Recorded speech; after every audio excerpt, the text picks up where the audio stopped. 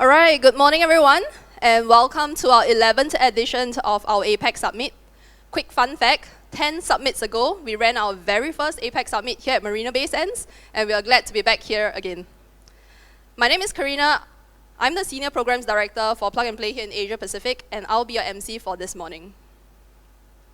We will be starting with some opening remarks from our co-founder, Jojo Flores, followed by a few key updates from Jup Tan, and we'll put together some exciting panels as well as keynotes for you guys in the morning segment. And we'll segue into our startup pitches in the afternoon. Before we get started, and since there's a lot of standing folks at the back, we do have some seats in front, so do come on to the front to grab a seat. A couple of housekeeping items. If you can see our summit this year, we have segmented the summit area into 2 locations, the conference as well as the exhibition. Where you're seated right now is the conference area. At the back of the stage here, if you follow the exit sign, there's a queue pole leading you to the exhibition area.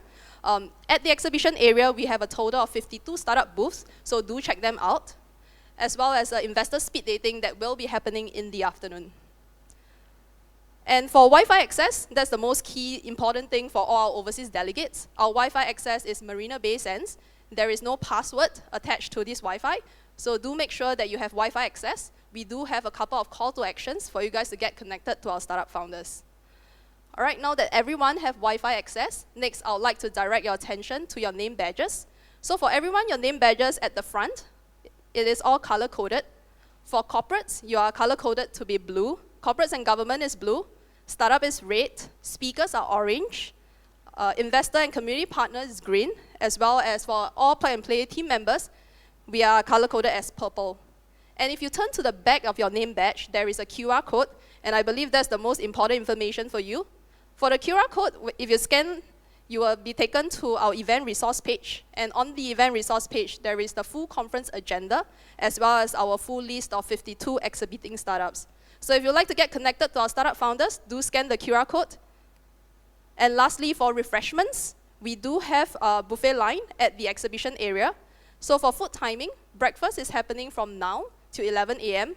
Lunch will be at 12:30, and for our afternoon tea is at 3:30 p.m. All right, with that, I believe we can start the show. Let's roll our very first welcome video.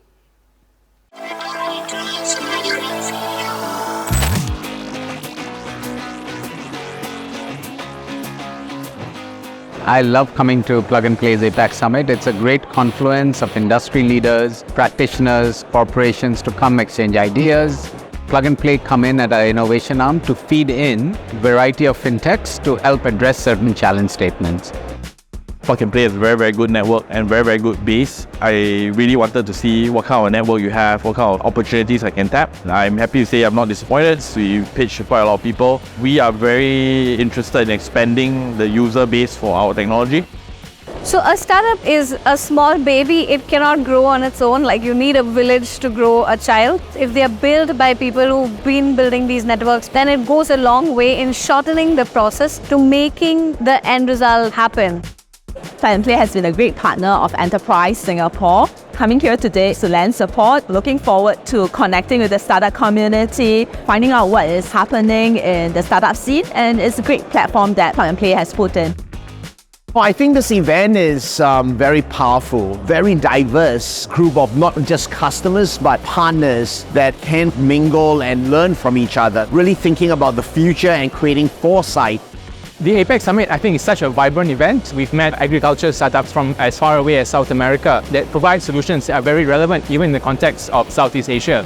So we have met a lot of like-minded individuals, and it's also good to see other startups, how they are coping with the challenges of bringing up a company, how to pitch, how to communicate the idea. There have been a number of very interesting fireside chats. We are looking forward to, talk to a few more corporates that are more interested to entertain the idea of building something on blockchain. We are actually very happy looking at the progress of where we are at today, working with the different startups. Startups are very nimble, agile. Corporates should take the opportunity to learn to make quick decisions and pivot on the different areas that we're focusing on.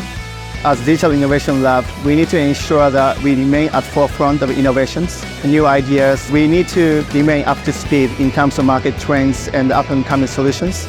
Plug and Play gathers people who solve problems. And I think it's a perfect match to connect into with Plug and Play's innovation platform. Whether if it's corporates who are trying to solve that next problem or a startup who's trying to break new ground, Plug and Play helps fund them, advise them, and help them build that innovation pipeline within their local context. In case if we can find out some kind of a solution shared by Plug and Play, then if we as a Nippon Life headquarters can incorporate those kind of solutions, that will be kind of like ideal. It's difficult to have homegrown talent in your company for everything. So looking outside, identify those companies that not just have interesting technology, but are capable to work with you. They have a similar mindset. It really can take your company to the next level. Innovation in APAC has grown quite substantially. This becomes a stage for us to showcase those and also to help companies grow.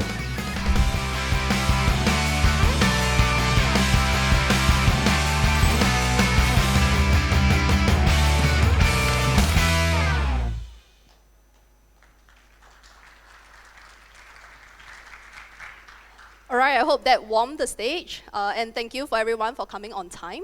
So next up, to welcome everyone, we have Jojo Flores, our co-founder of Plug and Play, to share with us some welcoming remarks. Jojo, please.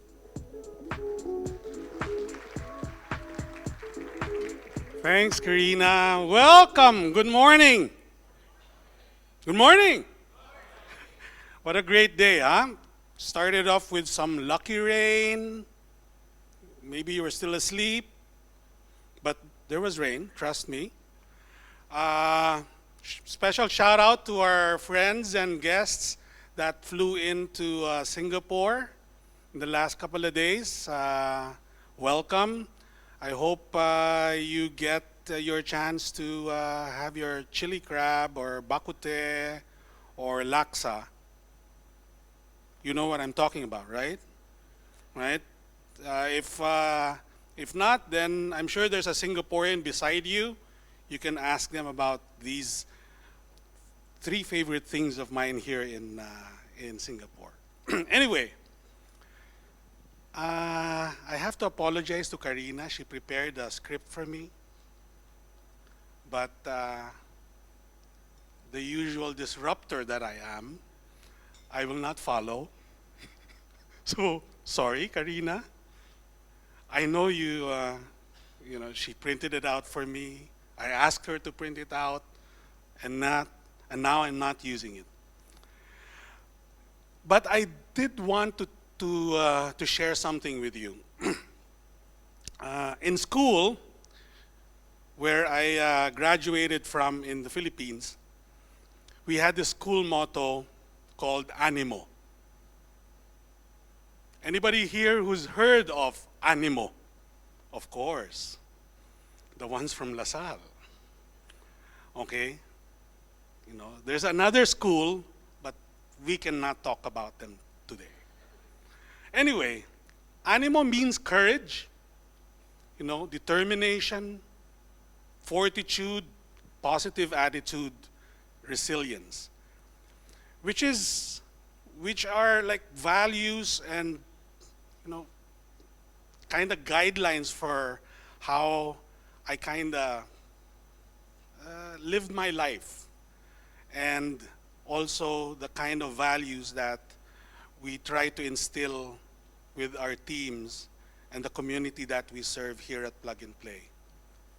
So we'd love, so that is really my message, to have that animo for today, have that courage with our startups. We have over 50 of them in the other side of the room. Build that advocacy and that passion to really, it may sound cheeky, but really change the world and make it a better place to live in. To our corporate partners and our investor friends, have that courage to do that leap of faith, leveraging on your resources to do that investment, to do that partnership with these startups that we have in the community. to the universities. University, I think that have that courage to have impact to the society. Inspire your students and your academe to be creative, to be entrepreneurs, and to be problem solvers to the people around them. And finally, courage to our government, for them to really build that ecosystem that promote innovation, technology, and entrepreneurship. So as we go through the day-to-day, now let's have that spirit of animo in us, have that courage to really spread innovation, technology to anyone, to everyone, everywhere. Thank you again for coming. Welcome, and have a productive day ahead. Bye-bye.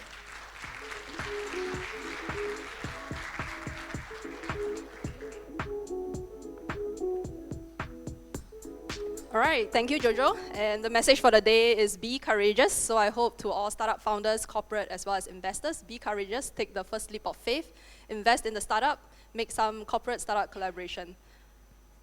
Okay, next up we have Jup Tan, Managing Partner of Plug and Play APAC, to share with us some APAC updates. Jup, please.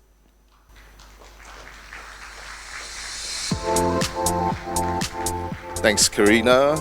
Good morning, everyone. I already apologized to Karina 3 times this morning for missing the team photo and the team briefing, so I'll stop apologizing after this. Very warm welcome to all of you. First of all, thank you all for joining us, our partners, our investor friends, most importantly our startups as well, members of the stakeholders in the ecosystem. Let me start by perhaps apologizing for the limited seats. We have not done an event back at MBS for a few years, and like I was sharing with Karina, it's always a struggle. How do you balance that audience versus the exhibits? And it's a never-ending struggle, right? When we've done it in a big hall with startups exhibiting at the back, it gets too noisy, and then sometimes we can't fill the room, so it gets complicated. So for those that are standing, we do apologize in advance, but at least you have Wi-Fi, right? So that's good. We have a full day of panel discussions, keynote speeches, startup pitches as well, and of course our exhibits back there. So for those that want to enjoy the content, which there's a lot of content coming up, just make sure you come look at the time, check the QR code, and come back in time, right? So with that, let me kick off. I try to always be a little bit funnier on stage, but over the years I realized that my jokes have been falling flat, right? It's 2024. We have to talk about artificial intelligence, and you will hear from our keynote speaker, and you will hear from our panelists. I think AI is pervasive in pretty much everything these days, right? From financial services to health and all that. So I won't crack an AI joke, but maybe I'll just ask: Terminator and Skynet. Who raise your hands if you know the reference? Okay, see. A lot of young people in the audience, so so I won't make that joke. But anyway, so at Plug and Play, we believe in open innovation. We're the world's largest open innovation platform or ecosystem. We work with stakeholders across the globe, right? There are 3 core pillars to our activities. So first and foremost, we run Startup Accelerator and other programs around the world. At any count, we are running 60 to 80 programs in the US, in Europe, in Asia, in the Middle East, etc. Over the years, our accelerator programs have evolved as well, right? From your very early stage Y Combinator style, invest 25,000 US into a startup and hope and pray, to some of our programs today, which are some are customized programs, and some are multi-partner programs, consortium-based approach, right? So a lot of different things that we've been working on over the years. Secondly, we supercharge the corporate innovation, external innovation activities of MNCs around the world. So at any given count, we are working with about 550 to 600 corporations, and they range from MNCs to local regional conglomerates. many corporations at some point will develop their own R&D, innovation activities and all that. But we believe that we supercharge the external innovation part of it. So for the corporations that know what they want, we can help them to zoom in on the specific technologies or the startups. And for corporations that are a little bit earlier on in the process, we can help guide them to initiate their innovation activities. Last but not least, at the end of the day, we are early stage investors. So from our humble beginnings as a family office back in 1998 to when Plug and Play started 2006 to 2008 when Jojo hired me, we were less than 20, 30 people in the early 2000s. Now we are a team worldwide investing around the world. When we started, 99% of our startup investments were in the US. Today, we're very happy to say that more than 50% are outside of the US. It's probably something like a 60-40 split. So the message is that innovation comes from everywhere, and we want to access those opportunities around the world. At the last count, we are investing in about 200 startups per year. Our overall portfolio is about 2,500 startups. We have a global presence. When I joined, we were in Silicon Valley. And not everybody knows, I'm sure a lot of you may know, that Singapore was the first international overseas office that we set up in 2010.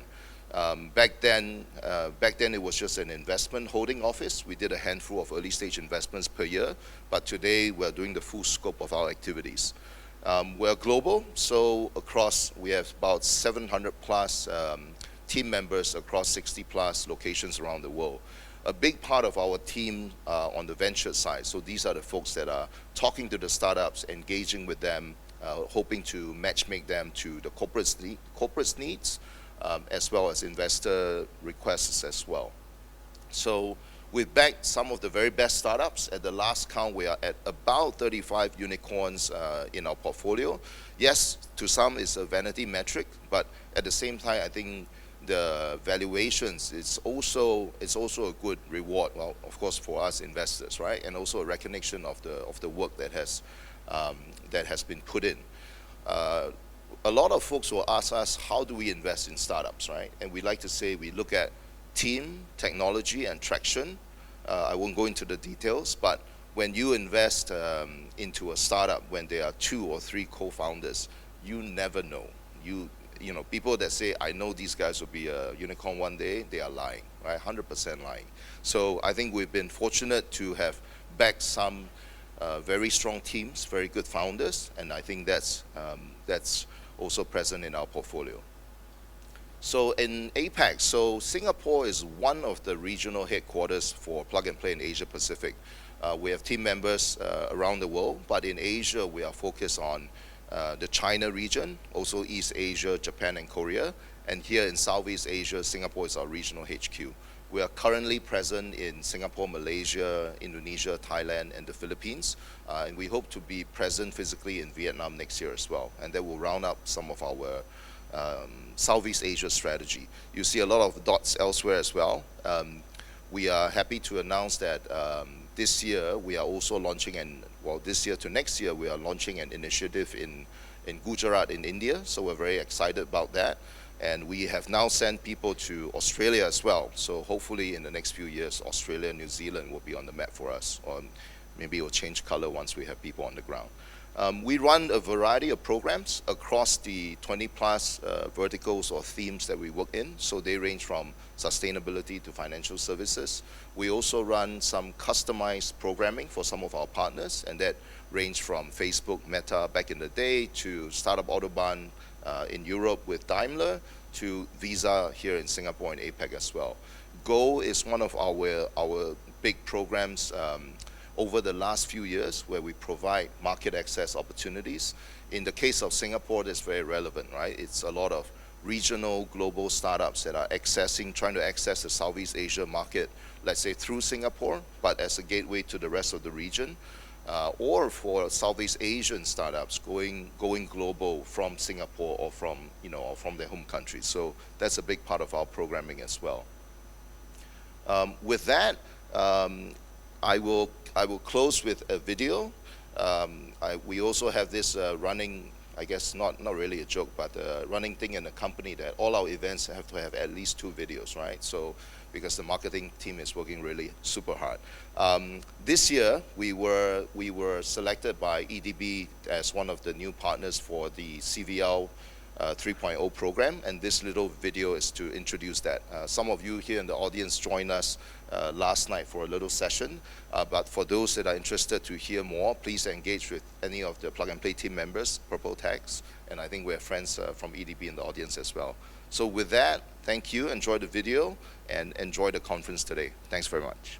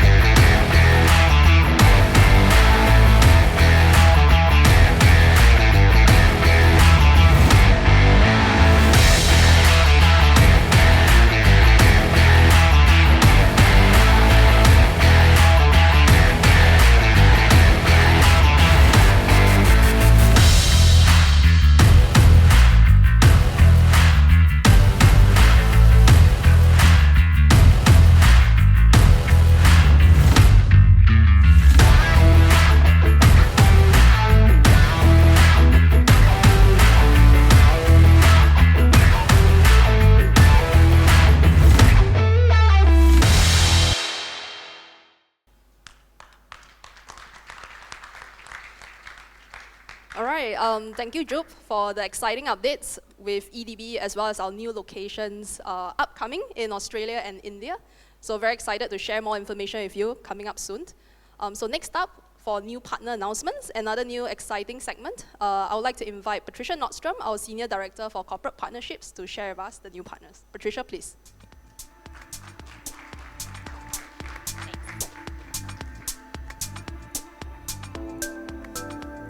Hi, everybody. Welcome again. I see a lot of friendly faces. I'm so happy to see all of you here today. For those who don't know me, my name's Patricia. If you're interested in, how to collaborate or some of the new markets, let our team know.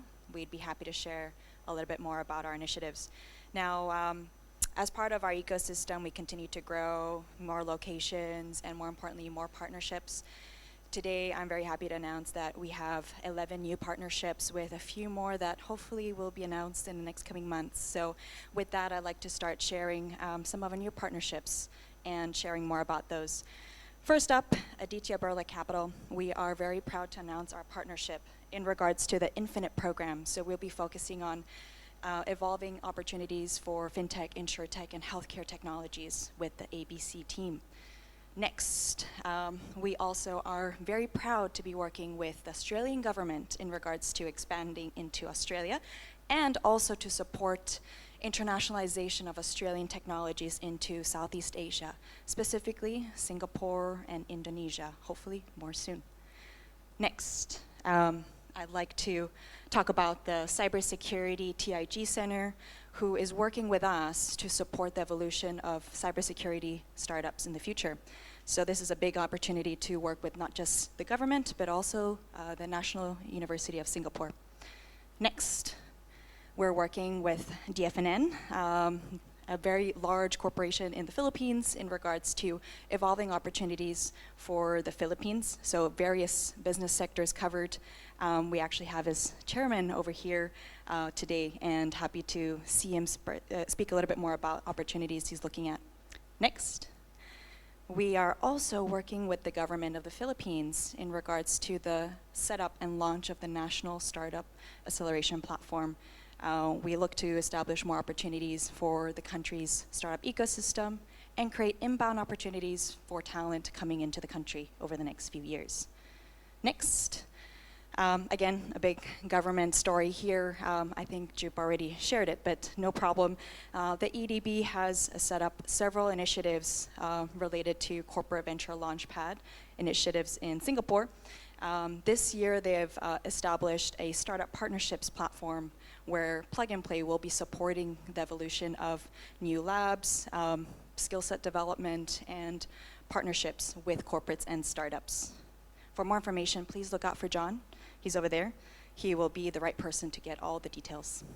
Next up, we are very proud to announce our expansion of our partnership with JLR, Jaguar Land Rover, in regards to our operations in India to set up their innovation hub there and also streamline some of the processes.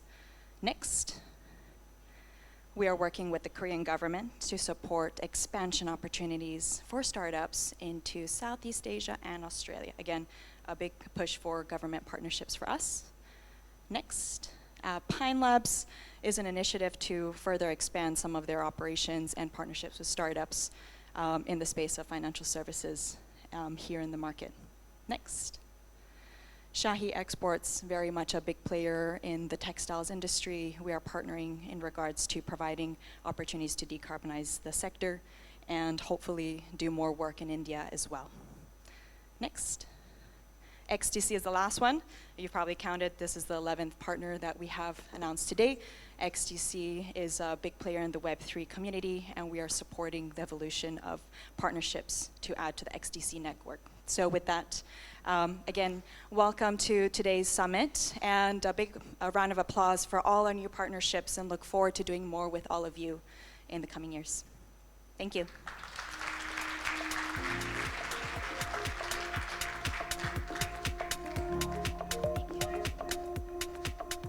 All right, thank you, Patricia, and welcome to all our new partners. Very exciting days for us here in Plug and Play. Next up, we will be hearing from Hiro. He's the Chief Sustainability Officer from Mitsubishi Corporation Singapore. He will be sharing about the partnership playbook for successful startup and corporate collaborations. May we invite Hiro, please.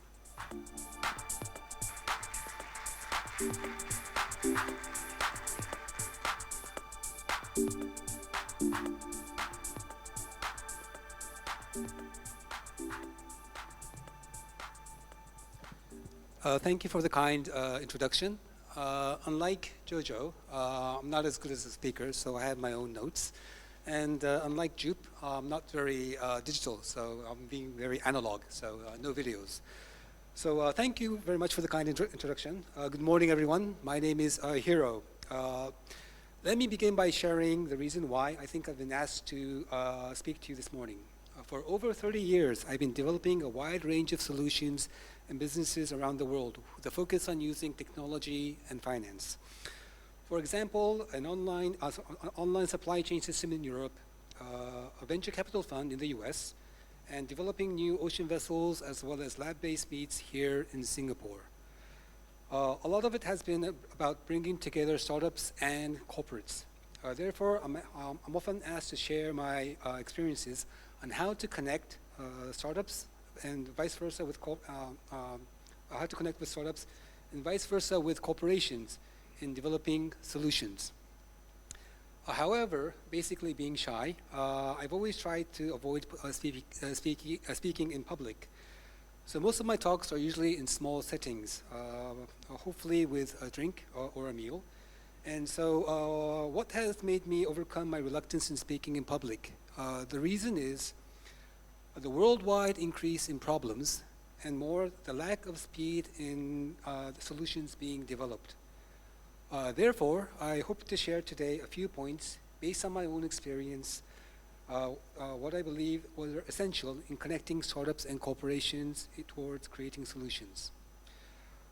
So why was I able to connect? So first, some background or context. Mitsubishi Corporation, where I've been working for over 30 years, is a so-called Japanese trading firm. Ever since Warren Buffett became a major shareholder, there's been increased interest in about what we do. Due to Japan having limited resources, Japanese trading firms have historically grown by helping Japanese companies import natural resources and then export their finished goods. Due to the change in the business environment, we've evolved into becoming a global investment company. But the core purpose of solving the needs of society has not changed. As we work globally in most industries throughout the value chain, this creates many opportunities to develop new solutions and businesses. However, I'm not here to say that you should work for a Japanese trading firm to develop solutions. So the reasons that I believe I've been able to connect startups and corporates resulting in new solutions and businesses are the following 4 points. So the first point is to be specific about the actual need that needs to be resolved. This is usually more important for corporates. Often I've had people come up to me with needs that are very broad, such as, I want to utilize AI or blockchain. But for example, if you're looking to buy a car, you'd be much more specific about your need, such as the type of the car, number of seats, size and color. Also your budget, especially here in Singapore where cars are very expensive. So although I try to refrain from using industry lingo, a pain point is a phrase that I've often found useful in pinning down the actual need. All of us have experienced some sort of physical pain and know that pain focuses your mind. For example, when you have a stomach ache, you are likely to be specific about the type and location of the pain. This makes it easier for the doctor or plug and play to diagnose and treat you. Also, the stronger the pain, like a toothache, the stronger the need for a cure. So being able to explain the specific type and level of pain, in other words, the need you have, is useful. The second point is keep it simple. This is probably more for startups. I believe that it's important to keep things simple when explaining what you're offering, including using everyday language. When I look at various presentations and presentation decks and websites, I sometimes find it difficult to understand the problem that they're trying to solve, the specific benefits the company can provide, which makes it difficult to engage with them. In such cases, I find that less is more. If you can first get me interested enough to ask you questions, you are halfway there. So if you want to add details, providing examples such as use cases are quite helpful. Now, you often hear people say that people should listen more, and my wife would be the first to agree. If what you're saying is short and specific, it makes it much easier for people to listen and therefore understand what you want to say. So these 2 points, simple and specific, often help in communicating both the need and the solution. At this point, some of you may think that I'm just talking about the need for having an elevator pitch, and you'd be correct. As many of you may know, an elevator pitch is being able to introduce yourself with a few key points, connecting with a person during an elevator ride, which is usually 30 seconds. However, I find elevator pitches being used less frequently, and often the content is lacking, which is why I've raised these points. The third point is that I strongly recommend that you own the problem. This means that you need to deeply understand the specific details of the problem that you're trying to solve. You will need to understand the entire problem, including the business environment. This means knowing the hurdles such as regulations, the cost required to change the infrastructure to implement your solution, as well as how your solution will affect current partners, suppliers, and customers. It does not take much to stop a project from moving forward, so the devil is truly in the details. The fourth and final point is to quantify the benefits. A former head of Temasek Sustainability Group explains the importance of quantifying in a way I found easy to understand. When asked how to deal with the effects of climate change, he explains that climate, first of all, has to be defined by science. Science must then be turned into accounting. Accounting must then turn into the deployment of capital, which will result in tangible, real actions. I often create my own presentations with a CFO in mind as my main audience, not just because the CFO needs to sign off on any spending, but if I can create a proposal showing the benefits in dollars and cents, I can use it to present to CEOs, board members, shareholders, and investors. The magic word for me has often been positive cash flow, as this is when the CFO will sit up and actually start listening. The 4 points I've raised, so be specific, keep it simple, own the problem, and quantifying the benefits, may all seem to be like common sense. However, my own experience is that although they might make sense, they may not be all that common. As today's event is a wonderful venue for corporates and startups to get to know each other, I hope that what I've shared today can, in a small way, contribute to making it easier for you to connect and to move forward in creating solutions together. Thank you for listening.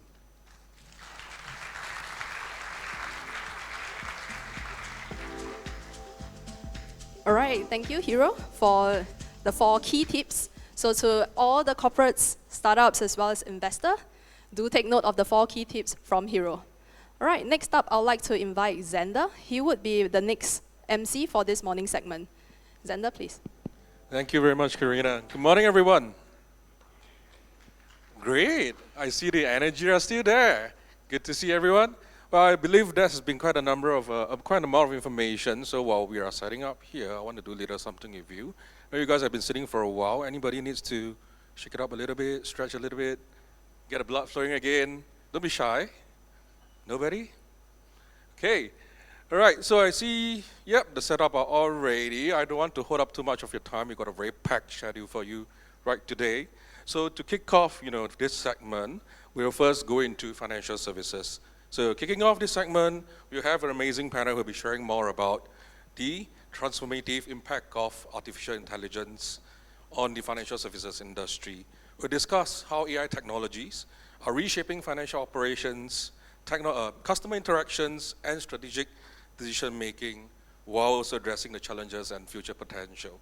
So for the panelists, could you kindly come on stage as I introduce you? So first of all, can we please welcome Ramon, Executive Chairman for the FNN Group of Companies. And next up, we have Manidip, Vice President, Visa Consulting Analytics, Head of Consulting and AI Practice for Asia Pacific. Also welcoming Navin, President of the Issuing Business for Pine Labs. And last but not least, our moderator, Leila, who is the Head of Partner Success for Financial Services and Health in Plug and Play APAC. A round of applause for our panelists, please.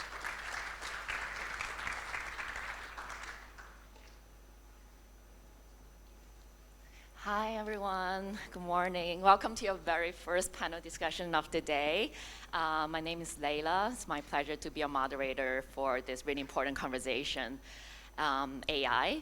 So as we all know, financial services industry is a highly regulated, often risk-averse, and I would say we're not exactly the earliest adopter when it comes to new technologies and innovations. But what's really interesting is that we are seeing a really different kind of attitude towards AI as an industry. I would say there's less resistance towards the adoption of AI as compared to many other disruptive technologies that came before. So in fact, AI is now the most adopted technology by the financial services industry. So with that, I'm really, really honored to be in the company of a highly experienced panel of industry experts. So we are here to really find out why is AI so attractive to a traditionally really conservative industry. What makes it so appealing to us, and more importantly, how do we navigate the risks and challenges that come with the adoption of this technology that is still rapidly evolving as we're speaking right now. So collectively, our panelists actually have over 6 decades of experience within the financial services and consulting industries. So needless to say, this is not their first rodeo when it comes to adopting new technologies. So we have Ramon, we have Manny, and Naveen. They have a lot to share with you today. So with that, let me start with my first question for the panelists today. Right. Okay, to kick things off, here's my first question to your esteemed panelists. How do you think AI is currently transforming the financial services industry?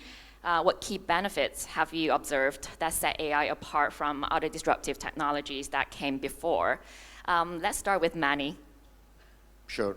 Leila, thank you first for having me here. Thank you, Plug and Play, for having me here. So if you think about what's happening with AI and Gen AI and financial services today, for financial institutions, there are three big plays that are playing out at this moment. There is a play in protection. How is AI getting used for better security, safeguarding payments, safeguarding your accounts, and those kind of plays? And there's a second play around productivity, which is not unique to financial services, but AI is helping institutions get faster at coding, get faster at operations, and there's just a productivity play. And the third, and probably the most exciting play, is personalization. Right? This is where financial services, financial institutions are able to take concepts of AI, Gen AI, and are able to really, really get down to that segment of one concept and able to personalize a lot of what you see from them in terms of offers, what you see in terms of wealth and solutions and so on. So these are the big plays where financial institutions are starting to see value. And in our perspective, this is just day one. There's just so much more to come, and we're really, really excited about the future of AI for financial services. Thank you, Manny.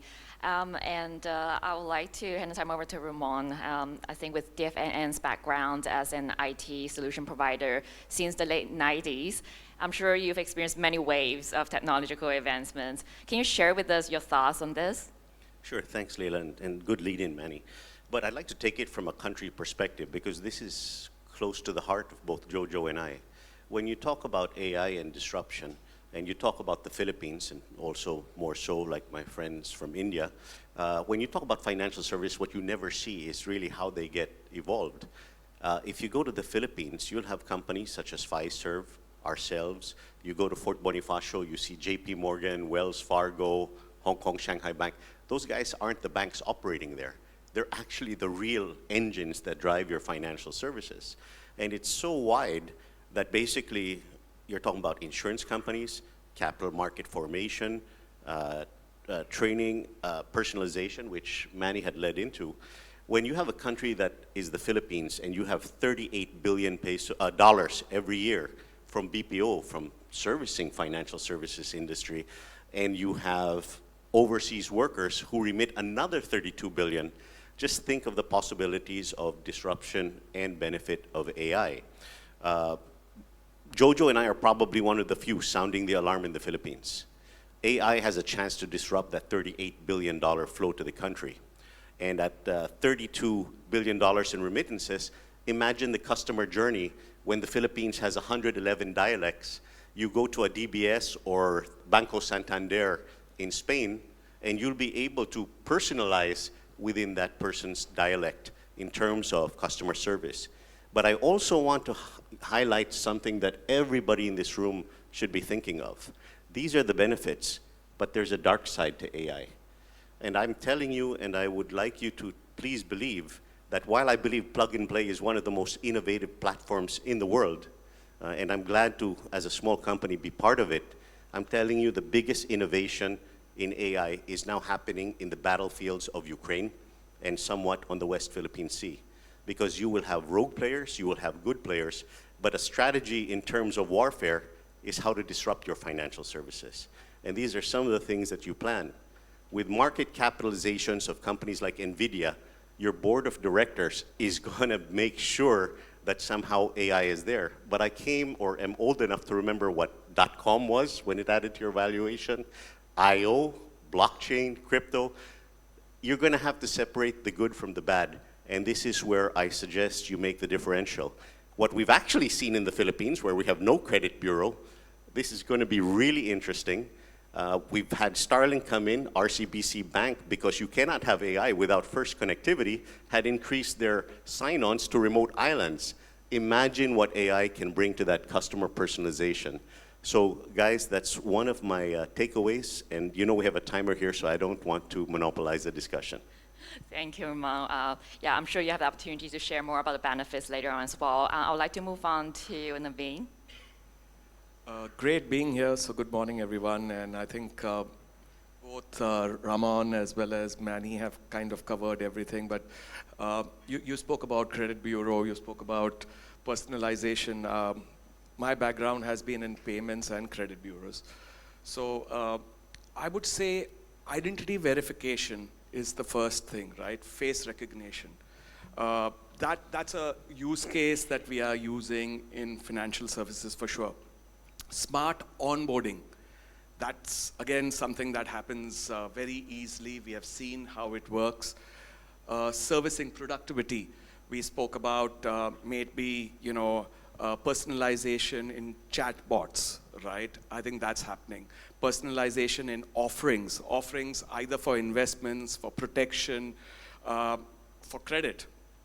Credit underwriting itself, honestly, is AI is used very, very well. We have seen that happen. There are some false positives. We'll come to that. But I think in all these cases, Manny kind of summarized it. If we take financial services, typically it's just the start. AI, in fact, yesterday we were just discussing in India, Navida and Reliance have announced that they're going to create an infrastructure in India. And intelligence generation or age is here. So we will discuss more, but again, seeing the clock ticking, I think whatever the panelists and I have said is just a start. Yeah, thank you so much, Navin. Okay, so my next question revolves around the current buzzword, generative AI. So technically speaking, AI has been around for decades now. But with generative AI, we are moving from prediction to generation. So what kind of changes can we expect as a result? And which areas within the financial ecosystem will we see the highest uptake of generative AI in the immediate future? Yeah, so this time around, I'll start off with Navin. Okay. So I think risk and fraud management, without fail, I think we see that being covered in generative AI. Looking at new products, we were just discussing how initially corporates would think that all innovation happens in the Western world. Everything would come out from Europe or from US. But now, with AI capabilities, with what are the needs, which are local, you can actually try and create different products sitting, in your country, right? So I would say these two, in my mind, risk management, fraud management, and creating new products. That's what I have seen really come out. Credit underwriting, I spoke about. If you don't have a credit bureau in Philippines, I think we should talk. But lots happening around this space. Yeah, and Manny? So I'm probably not answering the question directly, but the way we see where AI and Gen AI is headed next is this whole concept of LAMs, large action models. If you think about where we are today, it's LLMs, large language models, and LLMs have become synonymous with Gen AI as we speak today. But LLMs are mostly focused on a lot of chatbot-like technology, basically technology that allows you to answer questions, creates images, creates videos, and that's great. We have fantastic use cases. Where we're really headed next, and that's what is really exciting about this technology, is this concept of LAMs, which creates more autonomous bots. The future is not so much about asking questions and answering questions. The future is about giving guidance to an autonomous bot that can do a lot of the work for you. Anthropic, which is one of the big players in this space, along with OpenAI, just day before yesterday launched one of their autonomous bots, which is capable of filling out forms on your computer. This is a very simplistic use case, but imagine if you had to apply for a mortgage and you don't have to fill out the form on your own. Your autonomous bot can read your statements, can read all your requirements, can read all of your searches on Zillow and Property Guru, and can fill out the form for you. And this is just the tip of the iceberg, and this is, I think, where we are headed next. Yeah, actually, I do have a follow-up to your answer. I do want to delve a little bit deeper into, when you mentioned large language models, LLMs, especially moving towards more of like a large action model. So as we know, most of the LLMs right now we're seeing in the world are trained in English. Due to the abundance of data available, but also because of the companies building and training these models are, primarily based in the US. So, but here in APAC, as Ramon also mentioned previously, there are a lot of different languages and dialects. We have over 3,000 languages just here in APAC. In the Philippines alone, there are 120 dialects. So, how feasible is it actually to transition, from LLMs to LAMs in this part of the world? So we'll probably see a transition, Leila, first for concepts that probably don't require the language necessarily. For some of the earliest LAMs that we've seen are autonomous cars, as an example. In financial services also, I suspect we will start to see applications come in around security, things like that, that don't necessarily rely on language to begin with. Now, that being said, this is a real problem, a real challenge. Even though Gen AI as a concept can really work well on unstructured data, the language proliferation in Asia Pacific is going to be a real challenge. I'm excited by platforms like Plug and Play and groups that Ramon represents, that the right investments are going in. It's going to take time, but I'm quite hopeful. Thank you. And Ramon, do you have something to add? Yeah, you know, these guys really put up the use cases, the benefits, and the challenges. So I'll take it from a different angle. I'm sure all of you, I don't know which financial services you represent, whether capital markets, insurance, or banking, but I'm telling you what this generative AI is going to do, give us problems with regulators. And imagine if you deal with BSP, the insurance commission, come on guys, let's be honest. How is the talent there to really regulate you, number one? Number two, when you look at the ability to look at what's going to happen is you're going to have a digital divide. Not everybody is going to be there at the same time. We've actually gone to customers where the board said, let's do AI, and we've actually had teams sabotage it because they're afraid of losing their jobs. So these are the problems, and the most one that I'm scared about is, you know, large language models also depend on the data that you input and how good it is, right? How good will that be? When we went to the state pension fund, their database was not so good. They're still trying to fix it. So if your language models are based on garbage in, garbage out, you're going to have a problem. But all of you as an individual now, not as a regulator, please understand, even in the Philippines, we may not have the laws for this, but we will cross data privacy laws. Would you like that on open source intelligence, on your social media, we can build models, but we are going to be intrusive into your lives? That's something that perhaps the other side of this type of technology. Thank you so much, Rama. That's actually a good segue into my next question. So we've talked about the benefits of AI and what makes it so appealing. So for the next question, I'd like to shift our focus to the risks and challenges. As Ramon mentioned, there's risks around data privacy, regulatory challenges.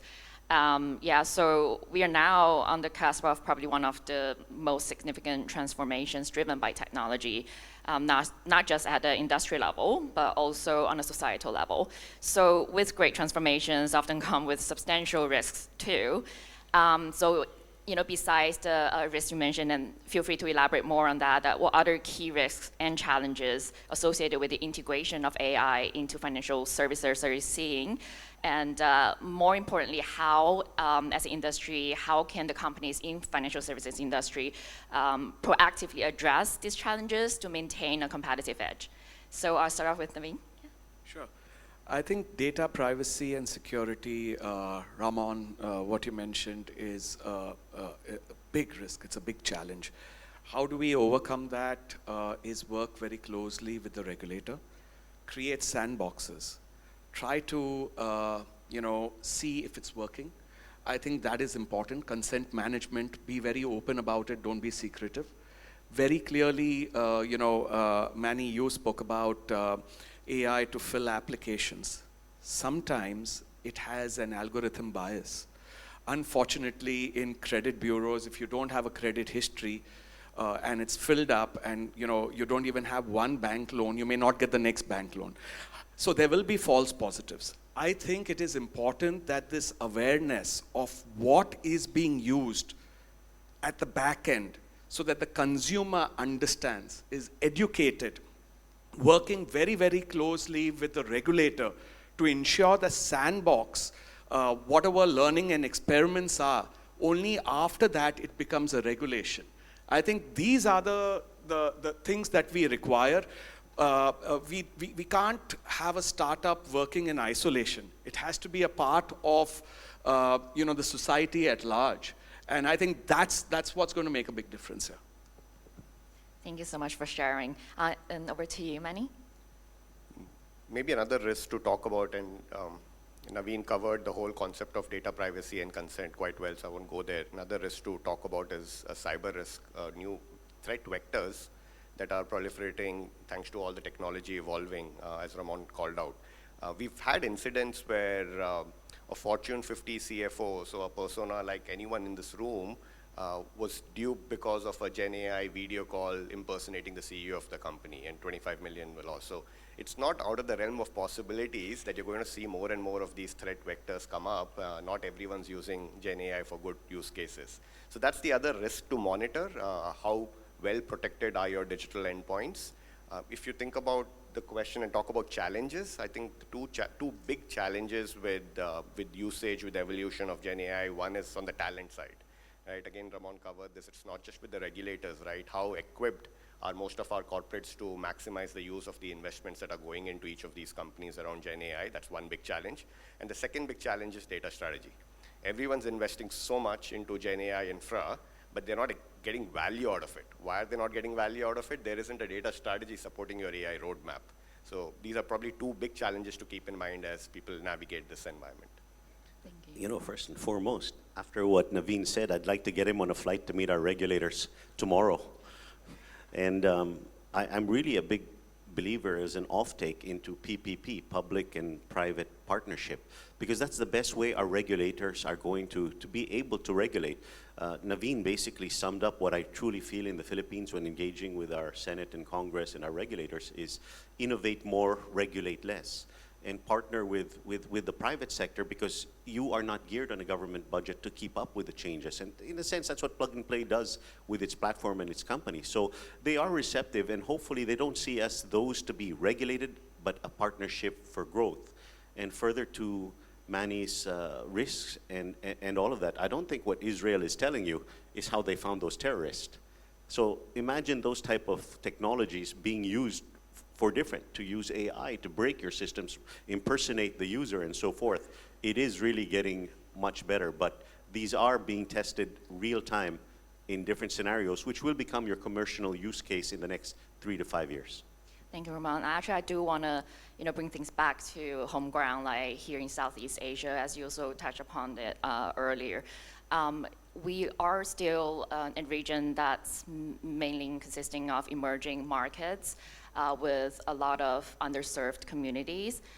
Just when it comes to basic digitization efforts, for example, so like how do you see AI could help to close certain gaps within our communities, especially the underserved, underrepresented ones in Southeast Asia? I think markets like Philippines, Indonesia are benefiting quite a lot with very simple things like digital banking to begin with, right? They're being brought into the whole agenda of financial inclusion. But more and more, as this whole concept of personalization becomes more widespread, as it becomes more pervasive, yes, for many of us in the room, that will mean better offers and better promotions and better wealth solutions, yes. But for a lot of the underbanked and the unbanked, it will actually mean access to basic solutions. And that to me is quite exciting, that this is not just a technology that's going to impact the affluent. This is actually a technology that is also being used to bring the underbanked and the unbanked into the system, and that's pretty awesome. Thank you. Again, I'd like to take it from a different angle, especially AI. You can't really have the user experience without the education. So with AI, hopefully bridging the education barrier. I mean, imagine how many physical libraries and expensive they are to maintain by a government. But imagine local dialects explaining these principles and spreading across a universally connected nation like the Philippines is today. Training your resource, which is your people, and in its use will actually accelerate growth. Indonesia and the Philippines and India will show you your use cases. So if you're a plug-and-play incubatee or accelerator, these are your really go-to markets. Maybe think about the concepts in Singapore based here, because they've got a great ecosystem. I must say that. Japan is also doing it with Fukuoka. But Japan is going to lose about 30 million people. That's Norway, Finland, Denmark, and Sweden combined. So your use cases are going to be India, the Philippines, and Indonesia, and that's where I see it to be transformative. Yeah, thank you so much for sharing. On the topic of use cases, I'm wondering, Naveen, from your perspective, with Pine Labs working so closely with end users and merchants and consumers, do you have any examples of, with the adoption of AI, what kind of use cases can we expect? So I kind of spoke about smart onboarding, right? I think that is something which is super critical, may it be the merchants, may it be the consumers. How is it going to be quick and fast? I think that makes it real. Again, categorization of data, which can be used in personal finance managers, or it could be, a decision that you would actually take. AI can tell you what is your next best product that you're going to buy. So that kind of personalization also happens. But more than anything else, Laila, what I would like to leave, with the audience, everybody over here is super, I would say intelligent, but when we go back to our organizations, it's important that we tell everyone in the team that AI is not just a technology team's, forte. It is all of us in either finance or operations, HR, sales. We have to adopt it because productivity, which Manny spoke about, is really there. We just have to find those small places where we have to, nudge ourselves and move AI into our life and actually adopt it. Thank you so much. Actually, that's bring me to my final question of today. So obviously at this point, Gen AI is still in a relatively nascent stage of industry level adoption here in Asia. Most companies are being cautious about what, when, and how to implement this new technology. So, to close up the panel, just in maybe quick 30 seconds, if you could offer just one piece of advice to companies thinking of adopting or scaling the use of Gen AI, what would it be? I'll start with Ramon. You have no choice. It's going to be pervasive. So please don't ignore it. Please don't stop the systems. But again, coming from a VC, fail less, innovate more. So, but your failures teach you, but just fail less. Thank you. I'll build on what Ramon said. You have no choice. You will invest in technology. You will invest in the infrastructure. Don't forget the data strategy. If you don't have a data strategy, the AI infrastructure will not create value. I kind of mentioned it, but I totally agree. All of us should adopt it. Don't fight it. Thank you so much. I really like the unified messaging here. I think it's pretty clear.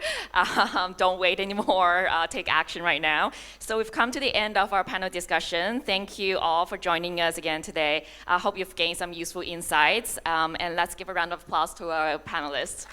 Thank you.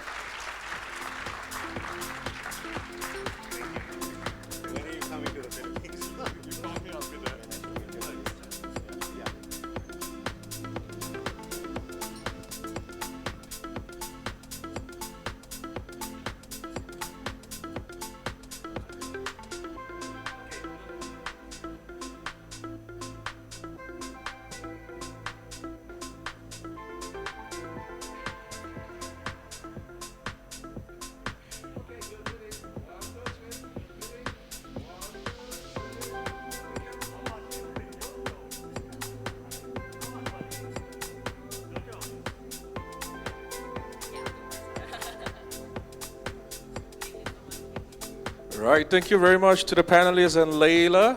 Well, I see a lot of nods in agreement as well as smiles breaking out whenever the panelists touch or hit the point. So for the upcoming panels, I hope that I will see more of this, nodding in agreement. If not, more than whatever the panel we have just now. So moving on to sustainability, we're going to confront global challenges and talk about how emerging tech can actually drive decarbonization, security, and smart infrastructure. So for this group, for this panel, likewise for panelists, please join me as I introduce you. So first of all, can we please welcome Pan Yung? Next slide, please. Can we welcome Pan Yung, the Chief Innovation Officer from HTX? And we have Hiro, the Chief Sustainability Officer from Mitsubishi Corporation. Thomas, Director for Technology Innovation and Chief Digital Officer for MPA. And of course, our moderator, John, Director for Strategic Partnerships and Special Projects for Plug and Play. Can we please give the panelists a round of applause, please?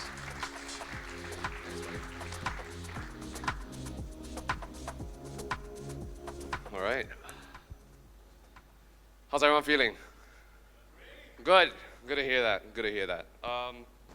So, just want to say good morning, everyone, and thanks so much for joining us today. And I'm John, and I'm excited to be moderating this panel. And really honored that we have such an incredible group of panelists with us today with a wealth of experience. Thank you so much for being here. So we're going to dive into how emerging technologies like AI, IoT, and automation are transforming industries like maritime and national security. Plus, we'll talk about the role public-private partnerships play and how they're helping to push forward big goals like decarbonization. So in terms of the format, I will be asking each panelist individual two-pronged questions based on their areas of expertise, and then we'll move on to a more open discussion. Before we get started, I just want to let the panelists introduce themselves. I think we have an incredible group with us today. So maybe Thomas, you can just kick us off just with a quick introduction. Sure. From the Maritime and Port Authority of Singapore, and I look at the digital transformation of the industry as well as ecosystems development initiatives. Hiro? Yes, my name is Hiro Ichizaka. My background has been business development, creating solutions, because a lot of it has been with regards to decarbonization and sustainability. I'm currently the CSO of Mitsubishi Corporation in Singapore. Thank you. So Pan Yong, Chief Innovation Officer, HTX. So first, thank you, Plug and Play, for the invitation. It's quite interesting to be in this panel. Prior to joining HTX, I was running a startup myself, so kind of feeling really good to be back in the vibe of a startup environment. Yeah. That's great. Okay, so actually, I think on that note, maybe let me start with you, Pan Yong.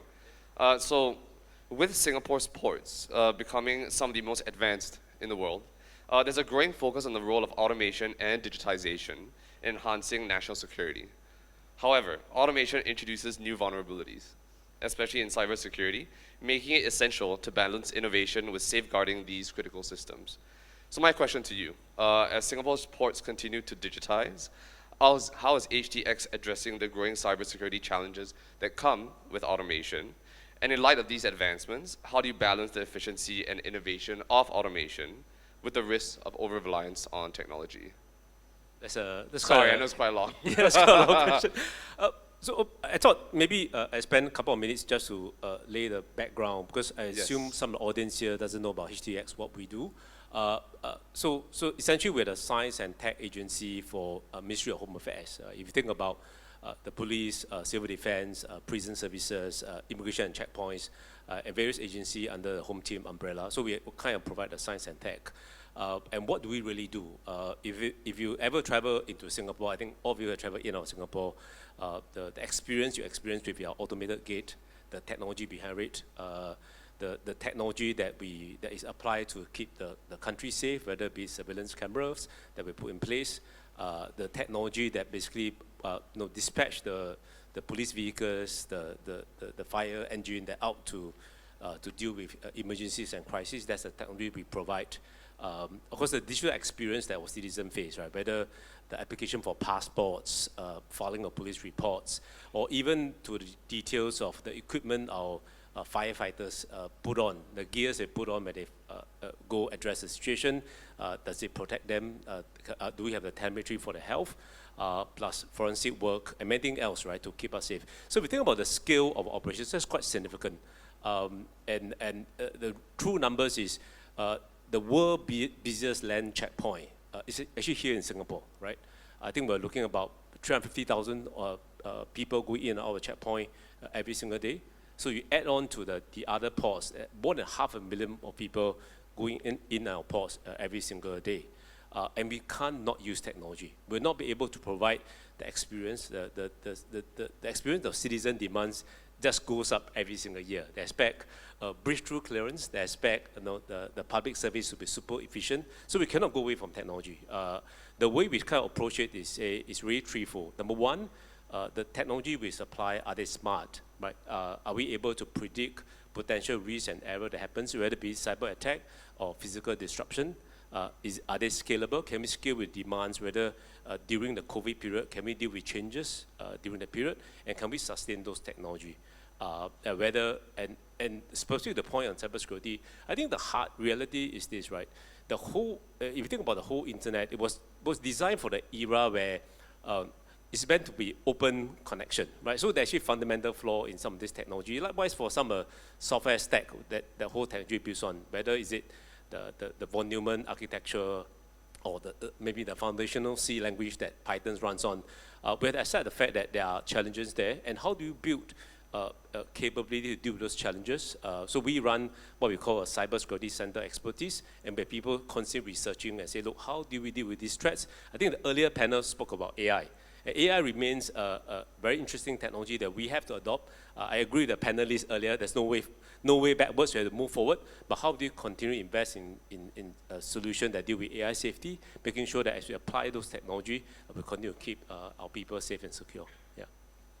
Okay, thanks so much for that. And I know I gave you quite a loaded question just now, but maybe I can just go back to, I think, the second part of the question I gave, but how do you balance the efficiency and innovation of automation with the over-reliance on such technologies? I think it's go back, we have processes in place to deal with when things breaks, can we switch over to processors? So those are all in place. But I think the hard reality is, without those technology, the services going to drop. Right? How do you deal with that? Invest in diversity of technology, invest in AI to allow us to adapt to different demands. I think that's really the way we look at it, right? And there's no going back. There's no way to say we're going to go backwards from technology. There's no way to say that because we are being risk averse, right? We're not going to move forward in the adoption of technology. Yeah. Okay, thank you so much for that. And I think on the note of advancing some good technologies, maybe I'll pass it over to Hiro. I do have some questions for you. So Mitsubishi Corporation has been a key player in driving the global transition toward decarbonization, especially with your investments in next generation fuels like ammonia and methanol. As sustainability becomes more central to global business strategies, it's essential to ensure that these efforts lead to real, measurable impact. So first question I have is, how are next generation fuels like ammonia and methanol shaping the future of clean energy in shipping and logistics, especially in Mitsubishi's perspective? Okay, I won't bother you with the details of each technology and the various projects. We have been working with the Singaporean government and related companies in developing the hydrogen supply chain for Singapore, and we will continue to do so in various ways, which will also include SAF, Sustainable Aviation Fuels, and things like that.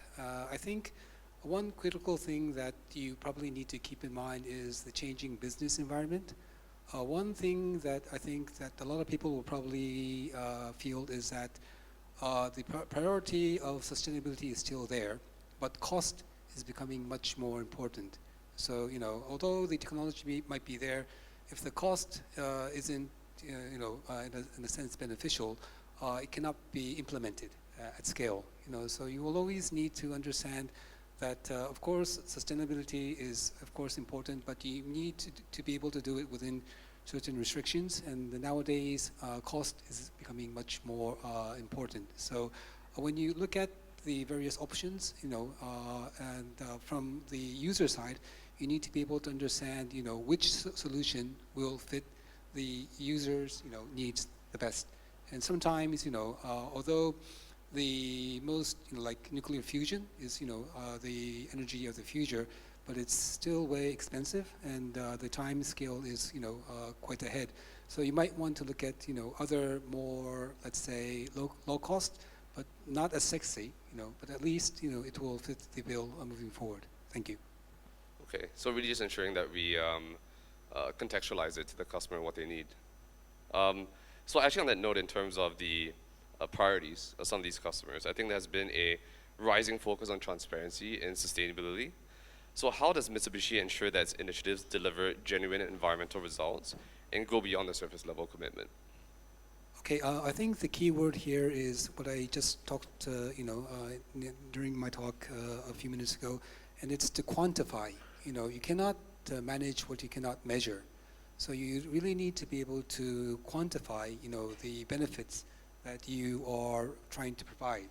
So you can, talk the talk, but if you cannot really quantify what it is, the benefit that you are actually providing, it's very difficult for people to open their checkbooks. So I think, MRV, measure, report, and verify. Measurement is moving forward quite well. I think, but the verification part still needs work, you know, and of course reporting, a lot of companies have moved forward due to regulations. But so I think, you know, before anything can really move forward, the ability to measure, you know, the cost benefit will be really, really important.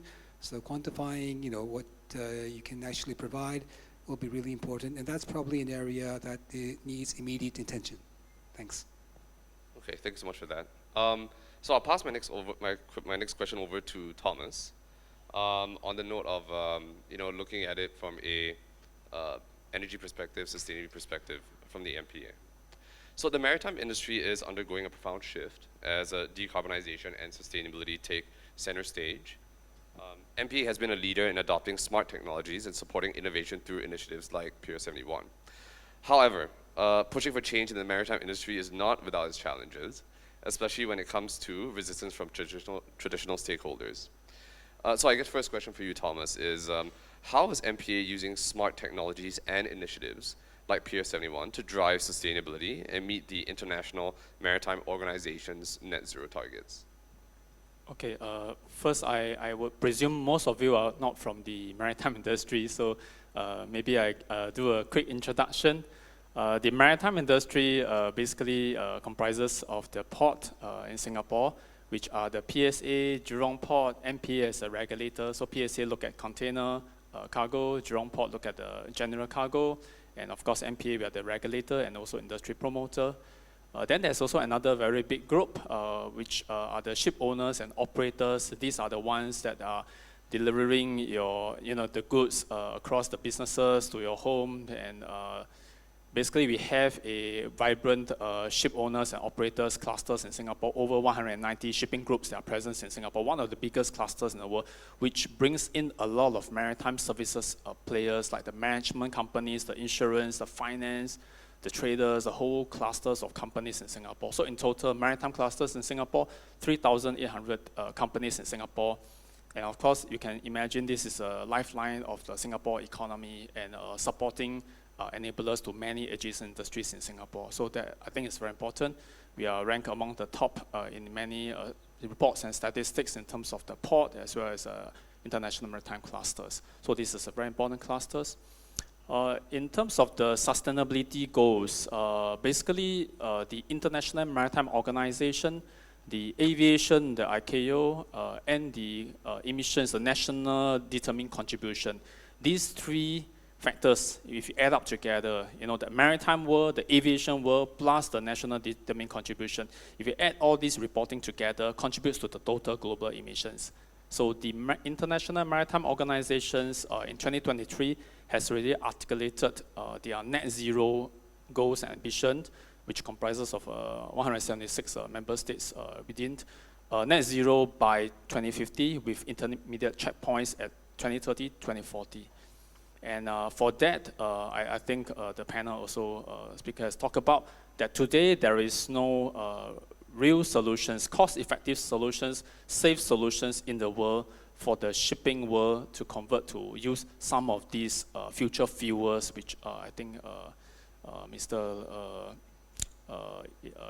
Ishizaka has talked about.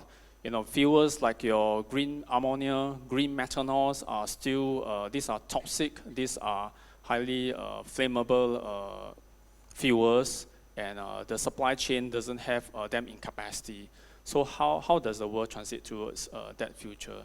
And at the domestic front, of course, Singapore has articulated our net zero ambition by 2050, with the agencies endeavor to achieve that much earlier. For example, MPA has articulated our ambition for 2030. By 2030, all the new hovercraft, 1,600 of propelled vessels in the hovercraft in our port waters have to either adopt B100, biofuel 100 fuel, be using electrification solutions, batteries and salts, or using net zero compliant fuel. So with that kind of regulatory drivers, we are actually pushing the businesses, encouraging them to explore different solutions. So I would say these are the two main drivers, the regulatory drivers internationally and locally that are pushing the innovation frontiers. And if I just go back to that question about what the regulators are doing, We actually collaborate with different partners, the universities, plug and play in the something we call the Port Innovation, the Reimagine at Block 71, which is essentially a collaboration platforms to bring different stakeholders together to have conversations around what are the challenges that you are facing, and can we come in together to collaborate and articulate some of these challenges to the tech, research, and startup community.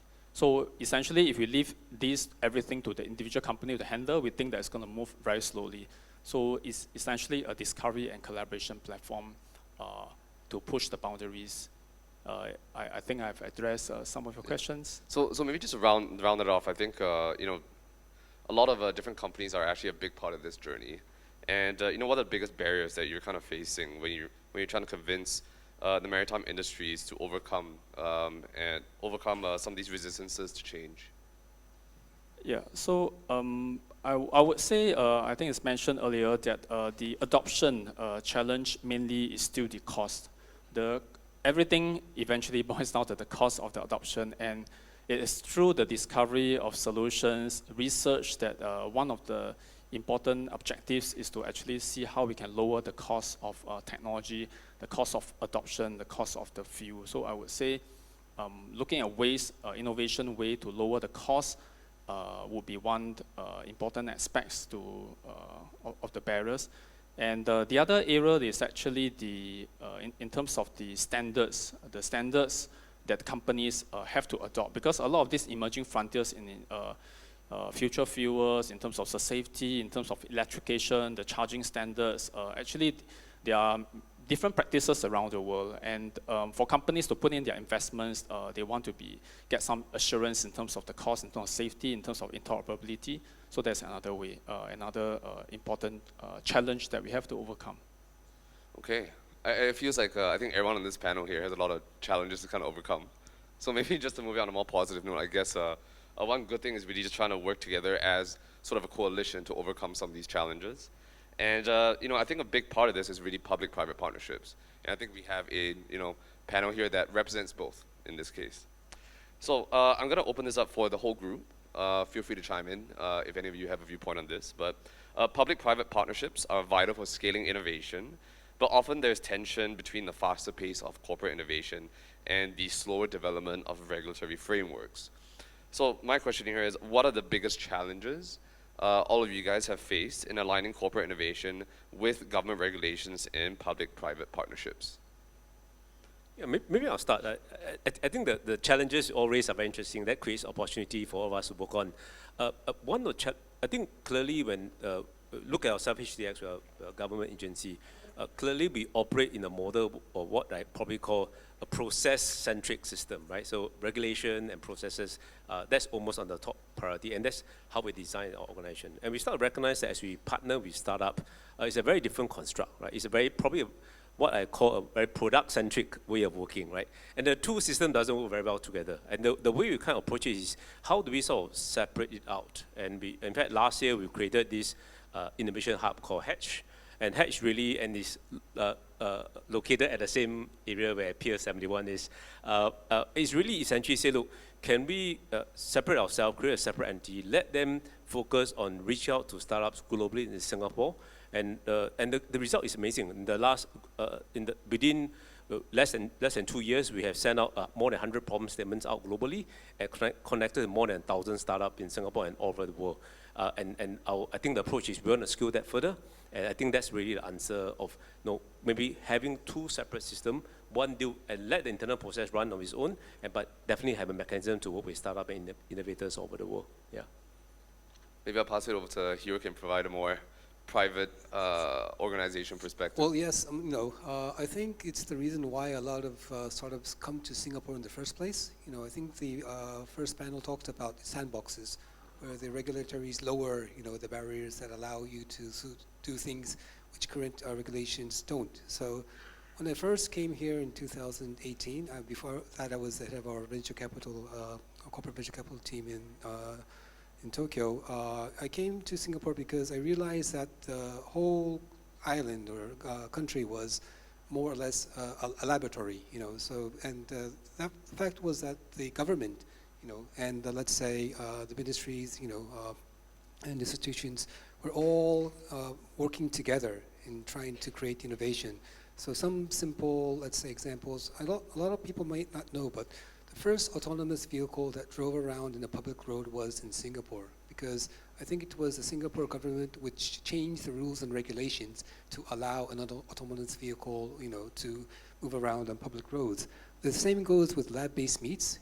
It was the only, Singapore was the only country where you can go to a restaurant and actually eat it. And that is because they, went through the process, and it's a lot of work to go through the process of creating regulations. The same with maritime, with ammonia bunkering and everything else. It's a lot of detailed work, but because they create this, ecosystem that allows you to actually try things and see what works and see what doesn't, I think really, so that is why Singapore is probably very well placed for startups to actually test, in practice what they're trying to actually solve, and that's probably why Plug and Play is also based here as well. Thank you. I love that. So really just having strong ecosystems, and also a nice plug there for Singapore. Thomas, did you have any thoughts on this question? Yeah, I think there will always be a tension between the commercial companies, the innovators, and the regulators, because the private players, the objective is more commercial and profit maximizations, whereas for the regulators, we have to look at the public good, we have to look at level playing fields, we have to look at overall economic developments. So it will not be a perfect alignment, but what is important for us is we look at two big areas, I would say. One is in terms of creating enablers for the innovators to do their experimentation trials, and through that discovery, we are then able to develop better regulations, because the regulations and the frameworks doesn't come from the thin air. It's like when we're doing the drones for maritime world, the underwater vehicles to inspect the ships and clean the ships, and also the kind of autonomous and semi-autonomous vessels that will be applying in our port waters pretty soon. Those areas, you can't just come up with regulations out of the thin air. So we really encourage the companies and innovators to come forward with their ideas and propose ideas of how we can mitigate those risks. And of course, we also create other enablers like a data hub. Basically all your AIs and data you talk about. These are the things that the innovators need to do their experimentation. So enablers enable them to do their experimentation and trials using Singapore as a living lab, using the port of Singapore as a living lab. I think it's a very key strategy for us to engage the startups and innovators more closely to have the conversation. The other part about this is on the risk management, the progressive risk management strategy, which then you can't expect, basically can't expect the regulator upfront to provide an environment where immediately you can operate some of these drones flying around the ports and all that. Because if you can imagine, these drones cross into the airspace, which you have to touch on the Civil Aviation Authority, you have to touch on the maritime because it's in the port waters, it's a risk to the vessels, especially those carrying dangerous cargoes. Then they touch on the import-export, the Singapore custom, because you could be carrying cargoes that the authority may not want you to carry. So in Singapore, I think we have a very close conversation across the agencies to enable such things to happen. And we do a lot of this kind of regulatory sandbox initiatives. So it's a progression. First, you do risk assessment, you do hazard operations, you do modeling and simulations. We're working with a lot of research institutions to do modeling and simulations, assess the risk, papertop exercise and all that. Then you do a sandbox trials and all that. So progressively, we do a progressive strategies for risk management. I think these are the key strategies of how we can reduce the friction and enable more innovators, to do their experimentation in Singapore. Thanks so much. So I think just on one last question in terms of regarding public-private partnerships. I'd just like to ask the group here to share your final thoughts on how public-private partnerships and emerging technologies can continue to drive secure, sustainable innovations for the future. Maybe Okay, sorry. we're keeping the same routine, right? I guess, yeah. I think the hard reality is we're going through an age where I think already the age of AI, we're seeing even more innovation today, right? It's not stopping, and clearly from a public sector perspective, we'll never be able to innovate at the scale where all those people, many of the startup up here is doing, whether it's here in Singapore or over the world, and clearly our approach we are quite clear about is really the partnership really matters, and we need to work closely, understand how you operate. But important thing, what we have to offer is to offer you the use cases. We want to go out to our industry and say, look, for us, we're in the public safety and security. But you know what? The problem that we face may not be solved by the suppliers in those industries. You're in healthcare, you're in medtech, you're maybe in space, you're a gaming company. You could be solving a problem that we have. And that's really one of the reasons we launched an innovation program we call Dimension X. We do check out our LinkedIn and website. We're going to have a pitch day in Switch 30th October, and hopefully we want to encourage many of you out here, check out HDX, check out Hash, and understand the problem we have, and hopefully we can tap on expertise in cross-country industry to solve the problem that we have. Yeah. Hero Thomas, either one of you? Okay, I think that with any startup that wants to do anything at scale that affects society, you need to work together with governments or regulators. Because if you even have the perfect solution, or you think you have the perfect solution, if the government or regulators will not allow you to use it, it's like a toy in a box that you cannot open. So it's essential that you engage with the government and regulators in the beginning, I think. And in doing so, it allows you to be, to work with them in a way that you're not facing them across the table.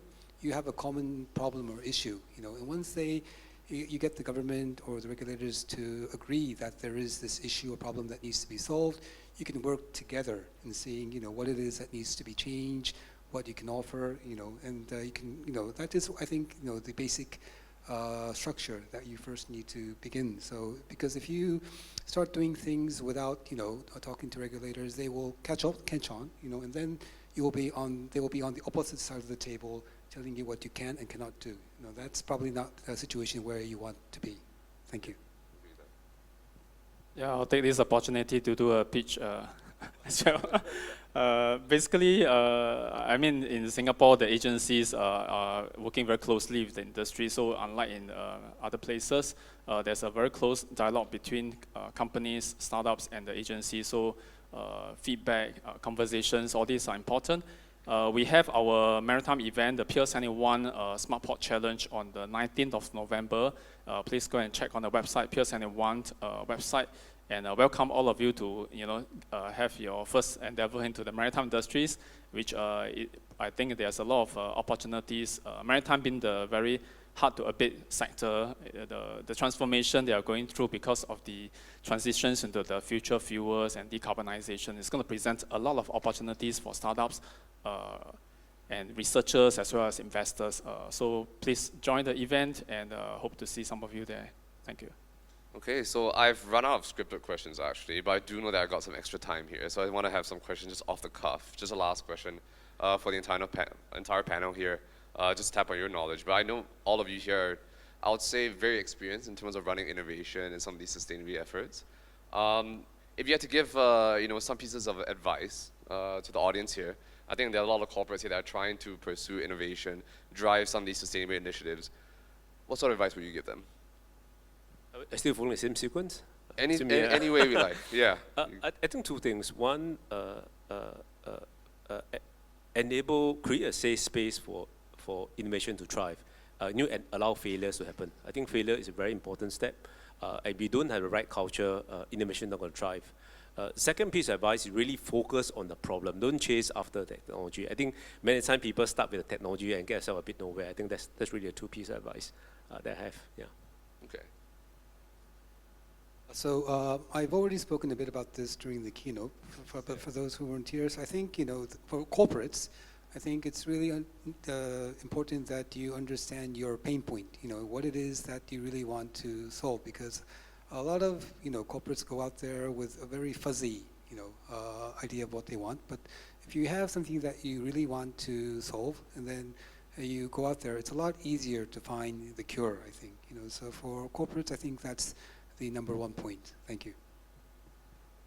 Yeah, I think a few areas. One is in terms of looking at the challenge and opportunity statements very carefully, spend a lot of time on the problems that we are trying to solve, as mentioned, because we also observe that a lot of startups and researchers, when they start working on some of these problems, they probably didn't spend enough time looking at what is the size of the problems, what is the addressable market globally, what are the competitions out there, are we trying to reinvent some of these things. So be very careful about that, because it can be with just one demonstration, pilot projects, and maybe one customer. Eventually you want to scale, and when you're looking for investors, they are looking at how scalable your business is, and therefore the size of the problems and opportunity you're looking at is very important, extremely important, which is what we pay a lot of attention in the Peer Center One, is scrubbing the problem statements that is really impactful across many different companies, not just providing a solution for one company.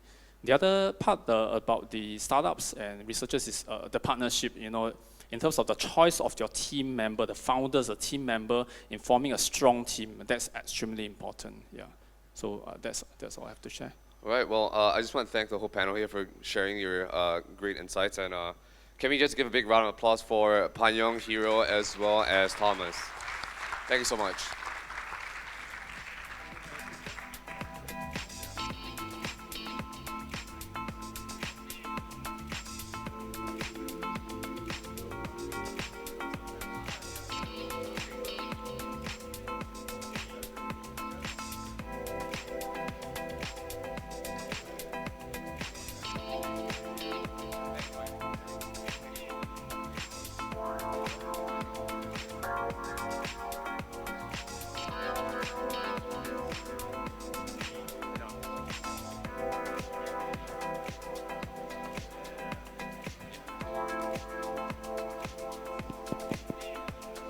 Okay, thanks a lot again for our panelists for the sustainability panel.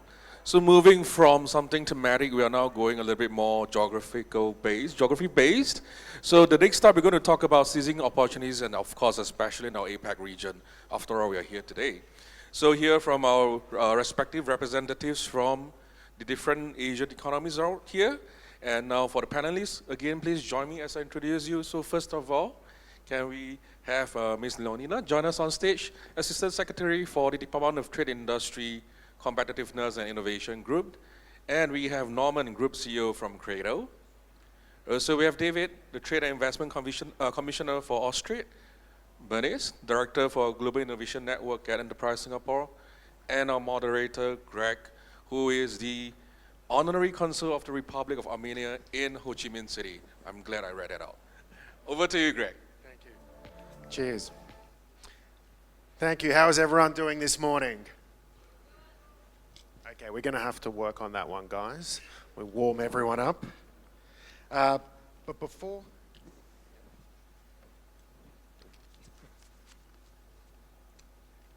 I think before we begin, we've got a star-studded panel this afternoon of, I guess you can say, industry government champions. There's been a lot of talk about the BRICS summit taking place this week in Russia, but I think we all know that the plug-and-play APAC summit is the summit we've all been waiting for. And these are the regional leaders that we want to hear from. So I think we're going to keep it hard and fast, but we have 35 minutes, so we've got direct questions we'll ask, but feel free to add anything else that you would like to. But before we begin, just to update the crowd, we're going to be talking about market access initiatives and how expansion and cross-border collaboration and promotion can help that for each of these markets. But before we begin, I'm going to address the elephant in the room, and that's government. So we're not going to say any names, but the reality is government isn't known for being efficient, isn't known necessarily for being very active, with the exception of the few people here. So I think we're going to get a good insight for startups, whether you're in Singapore, Malaysia, or even the Philippines. You can have a broad perspective of different initiatives and different policies that are being taken by each of the various governments to attract startups and investments. But what I might do is let each of you introduce yourselves briefly. So my name is Greg Ohan. I'm the Honorary Consul of the Republic of Armenia. You might not know where Armenia is, but you might know an Armenian. And you've met one today.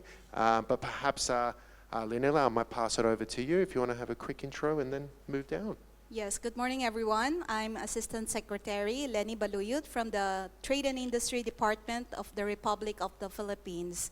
So our group is called the Competitiveness and Innovation Group, and we belong to the executive branch of government, and also our mandate is to increase the competitiveness and ease of doing business in the Philippines. Thank you.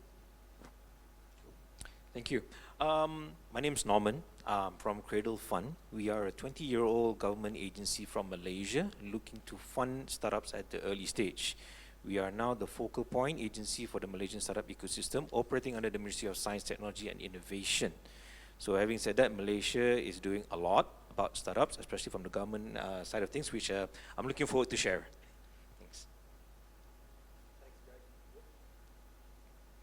Thanks, Greg. Hi, everyone. So my name's David Wise. I am the Trade and Investment Commissioner in Singapore. I work for Austrade, which is a trade and investment promotion agency, basically the equivalent of EDB or Enterprise Singapore here. And similarly, we help businesses export from Australia and invest into Australia.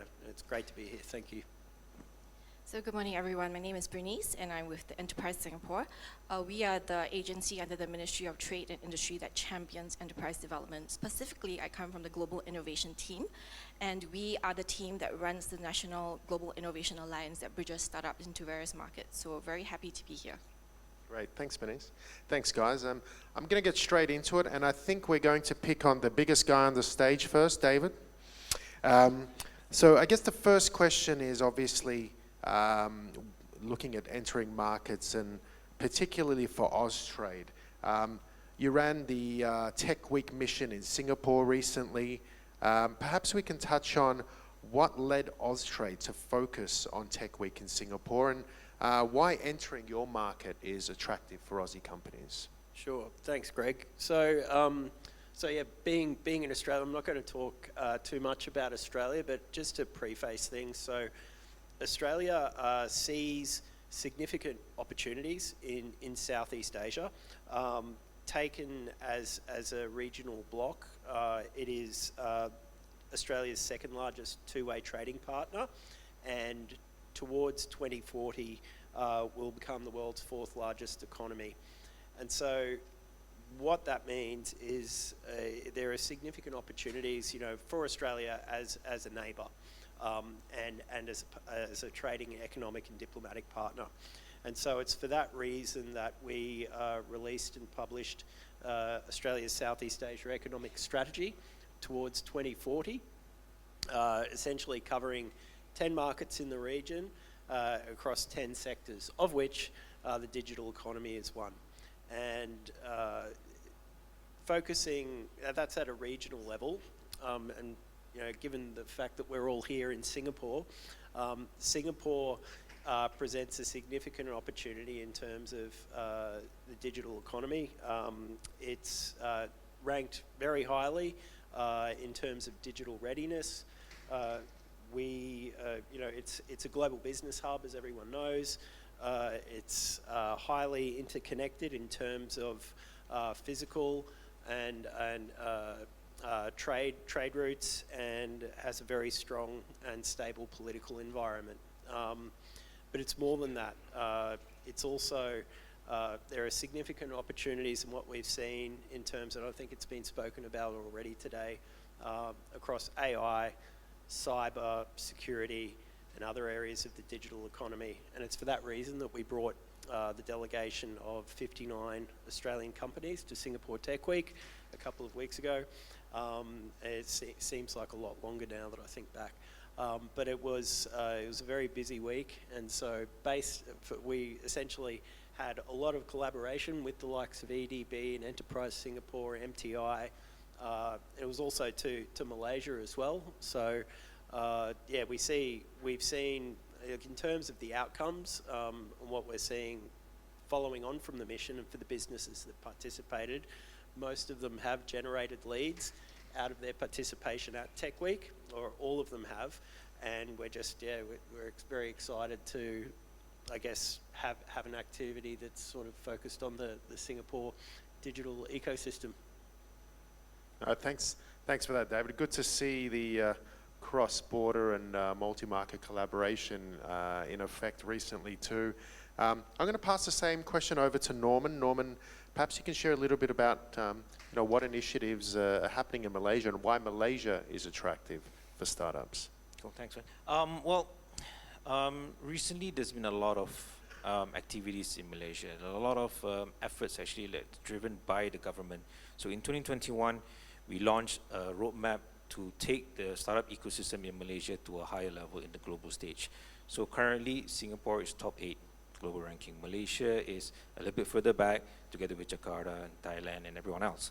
But having said that, it shows to the world that actually a Southeast Asian country can actually do it. So Malaysia taking to that we are really putting a lot of effort at every stage of the startup ecosystem. So from the pre-startup, early stage, to the growth, to the late stage, there are various initiatives that have been put in place. So there's been a lot of launches.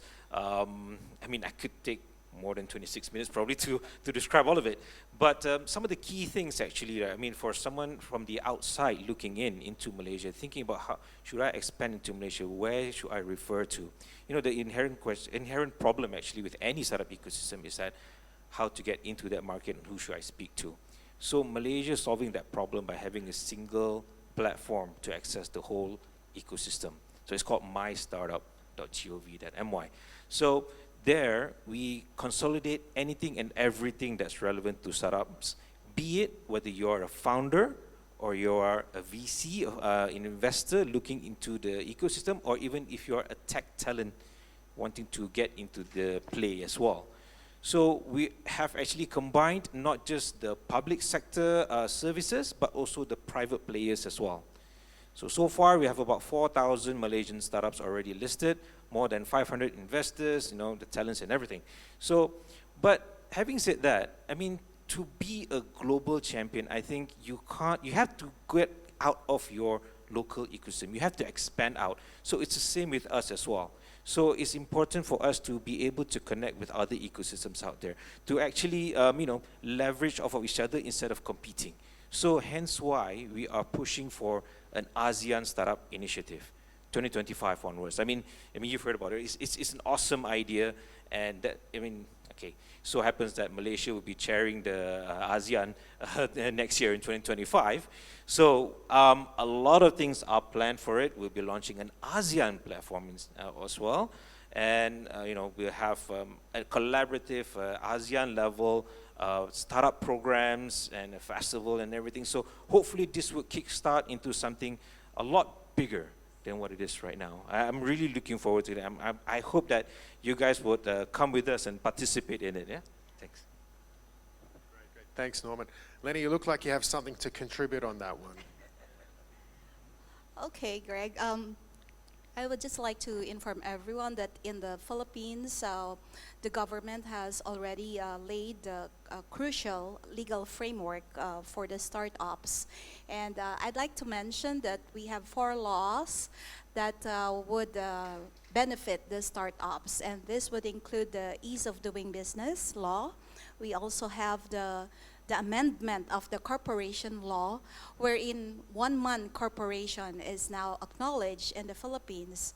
Then we have the Philippine Innovative Act, and the 4th one is the Startup Innovation Act. So this provides the fundamentals for people to really have to kickstart their startup businesses.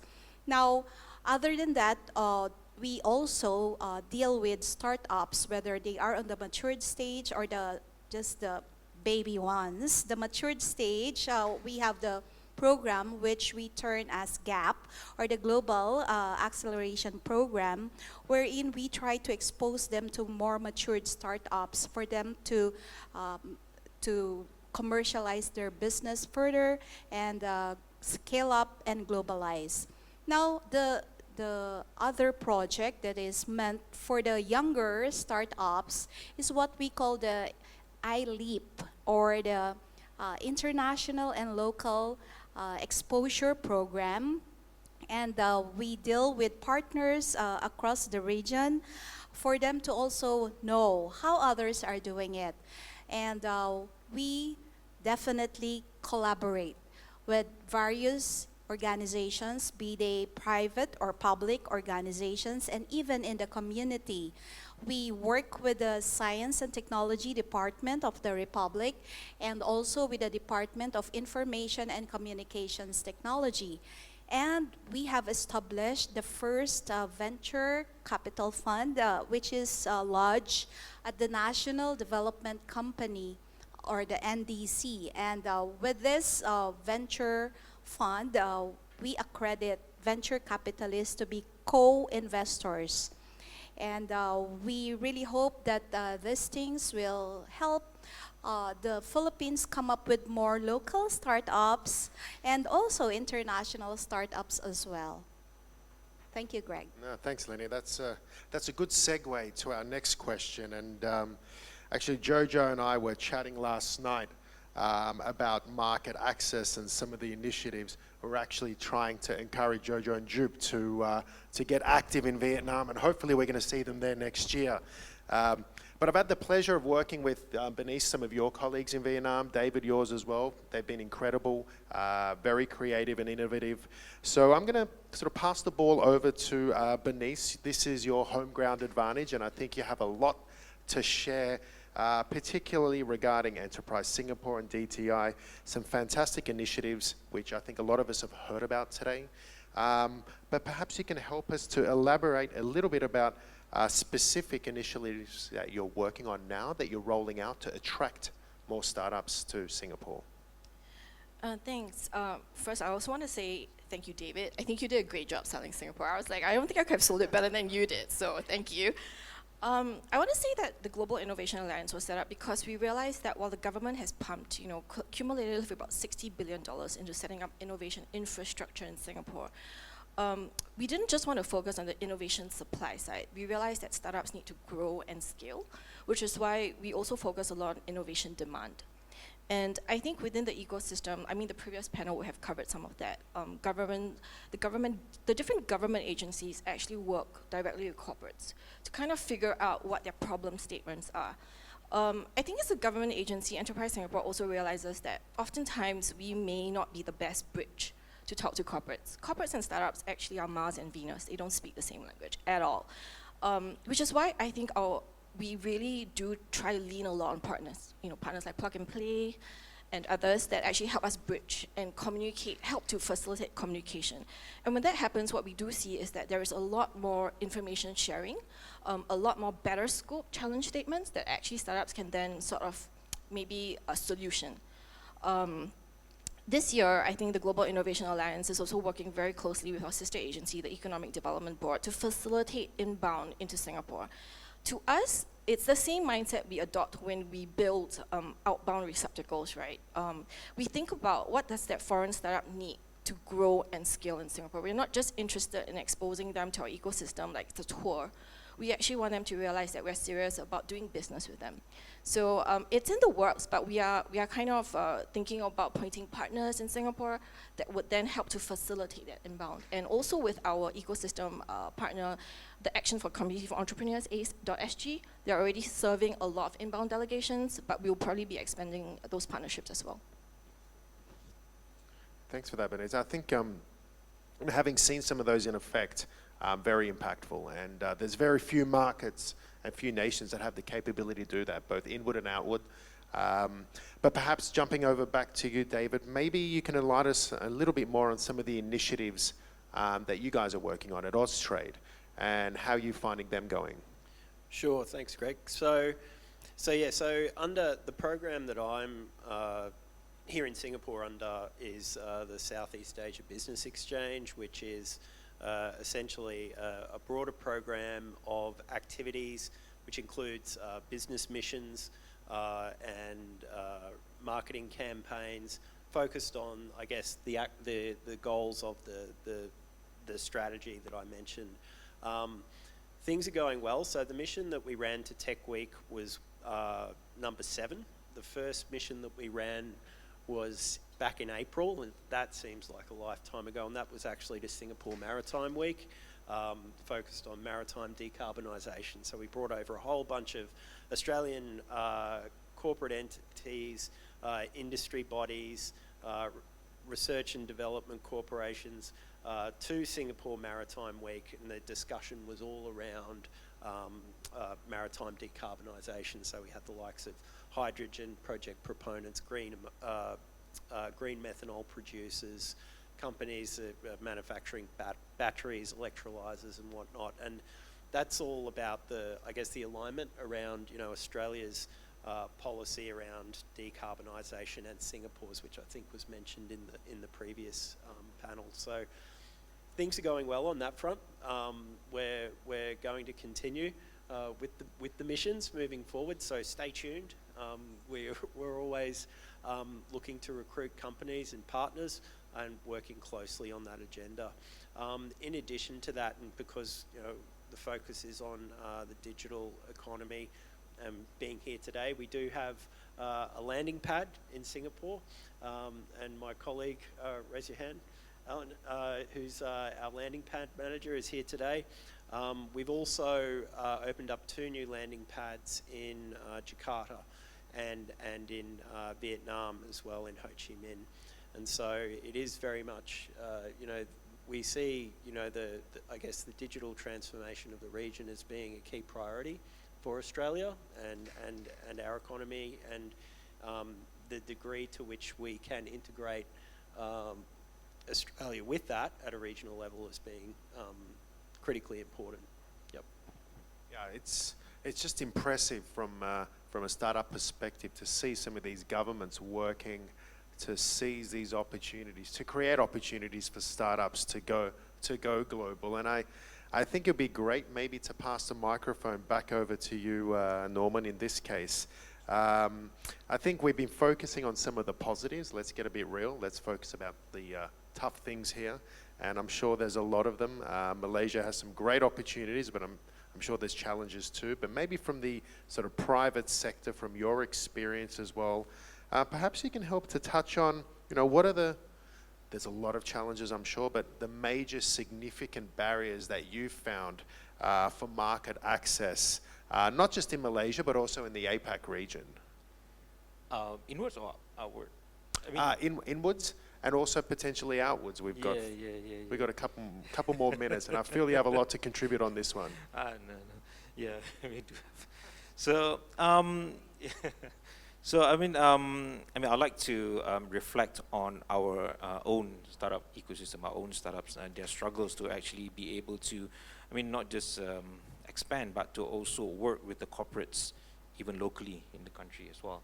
So, I myself come from the corporate side, from oil and gas, and I know how difficult it is for them internally to innovate, because it's far easier to just go out into the market and buy an equipment and then just deploy it than to go out and look for a startup and innovate. I can understand that as a business, but having said that, to be a leader, to be ahead of the rest, you have to innovate, and hence why the government in Malaysia is really pushing hard on trying to get the corporates to come in and work with the startups and to create that innovation-led economy. So by doing so, we have roped in, we're spearheading in many ways. So ministries are actually sharing their problem statements with the startups to create solutions and deploy it and actually acquire those solutions. So to give that opportunity for startups to have that first taker before going out into the market. So like a market validation for startups to show to the corporate of Malaysia that this can work. And having said that, there are other ventures that we're looking into as well. Corporate open innovation, things like, what Plug and Play is also doing as well. I think it's pretty similar to what Malaysia wants to do as well, to encourage more, not just public, but private as well, into the startup ecosystem. inwards, I think there's a lot of opportunities actually. I mean, actually, corporate Malaysia is actually hungry for new technology. It's just that they're not really aware of what's available out there. So I think because we have a lot of industries in Malaysia, I mean, most basically, I mean, the one that's more popular at the moment is the semiconductor industry at the E&E side, right? And then we have the hydrogen economy, manufacturing in Sarawak, and agri-tech, and of course oil and gas as well. So there's actually a lot of opportunities for startups to come in and actually help the corporate Malaysia to actually advance in terms of their innovation. And Malaysia as well, we provide a lot of support, facilitation, even funding as well for foreign startups to come in and land in Malaysia. Cradle, we do provide, our grants are open to foreign startups who are going to be based in Malaysia. So there's a lot of opportunities there actually. So yeah, I mean, and also we are open to new ideas as well. So we love to hear from everyone in the ecosystem because we don't want to do what we say in Malaysia, short sendiri lah, or full of ourselves, you know, or being too dreamy and stuff like that. But we have a clear vision. We want to be up there among the best of the ecosystems globally, but we want to be realistic, and we want to achieve that goal, that vision. Yeah, and we love. I mean, we really would like to invite everyone. That's why we are going into such collaborative efforts with other countries within the ASEAN. And I mean, looking forward. I mean, expanding globally is the next logical step for us. Yeah, thanks, Norman. You heard it here first from Norman, real talk. So I'm going to pass the microphone to you, Lenny. Maybe you can share a little bit, perhaps on the micro level, what you find is the most significant barriers for market access to the Philippines for startups. All right, Greg. Well, I beg for your indulgence because before I answer that, I'd like to provide you the landscape of the startups in the Philippines right now. So we have over 1,600 startups versus your 4,000, Norman, and we have around 50 accelerators and over 60 angel investors. Now, on the Global Innovation Index for a 2024 report, the Philippines ranked 53rd, which is 3 notches higher than that of 2023 report. Now, when it comes to Global Ecosystem, Startup Ecosystem Report in 2023, that report emphasized that the startups in Metro Manila, which is the capital of the Philippines, are really gaining ground. Now, these are valued at around 6.4 billion US dollars. Now, despite all this, there are some pain points, Norman. I have my colleagues here from the Trade and Industry Department and our office here in Singapore. Now, first, the startup ecosystem in the Philippines is relatively young, and therefore we really need to learn from those with matured ecosystem, the economies that have those, especially Singapore, and we have partnered definitely with Plug and Play and the other accelerators for this. And we noticed that since we belong to the younger startups ecosystem, then we are at the activation phase yet. Now, in order to move to the next level, which is the globalization stage, we really need to continue to collaborate. You know, we noticed that there are more international startups going in the country, in the Philippines. That's not, of course, a negative one, but we'd like to create more local startups in the Philippines. And definitely, with all those that I have mentioned, we acknowledge that we need to further collaborate and we need to provide solid, stronger support coming from not only the community, not only from the public or the government, but also from the private institutions. Greg, thank you. Yeah, thank you, Lenny. I think that ties in quite well. You touched on the more early stage of a startup market, and I think we can now move over back to this side of the stage with Bernice. We'll save the easy questions for you. As a more sort of mature, globalized startup market, what steps or, how can governments and corporates collaborate to overcome these challenges, more like the cross-border growth challenges, and perhaps what you guys are doing at Singapore at a micro level to help address that? I think a lot has been said about inbound maybe into Singapore, but I also want to acknowledge that practically speaking, we have a population of 6 million. The market is very, very small compared to Malaysia, Philippines, Australia, which is why I think we spend a lot of our time thinking about how to get our startups out of Singapore. You talked about market access challenges. That's precisely what keeps us up at night as well. We have a passion to help our founders grow and scale. And while they can start in Singapore, we really want to get them out into markets. We want to get them working with corporates and governments around the world.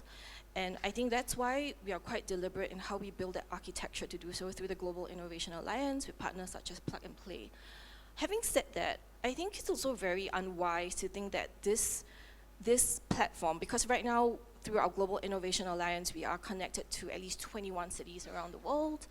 But it's not the case where just because we have this platform, you will have market success.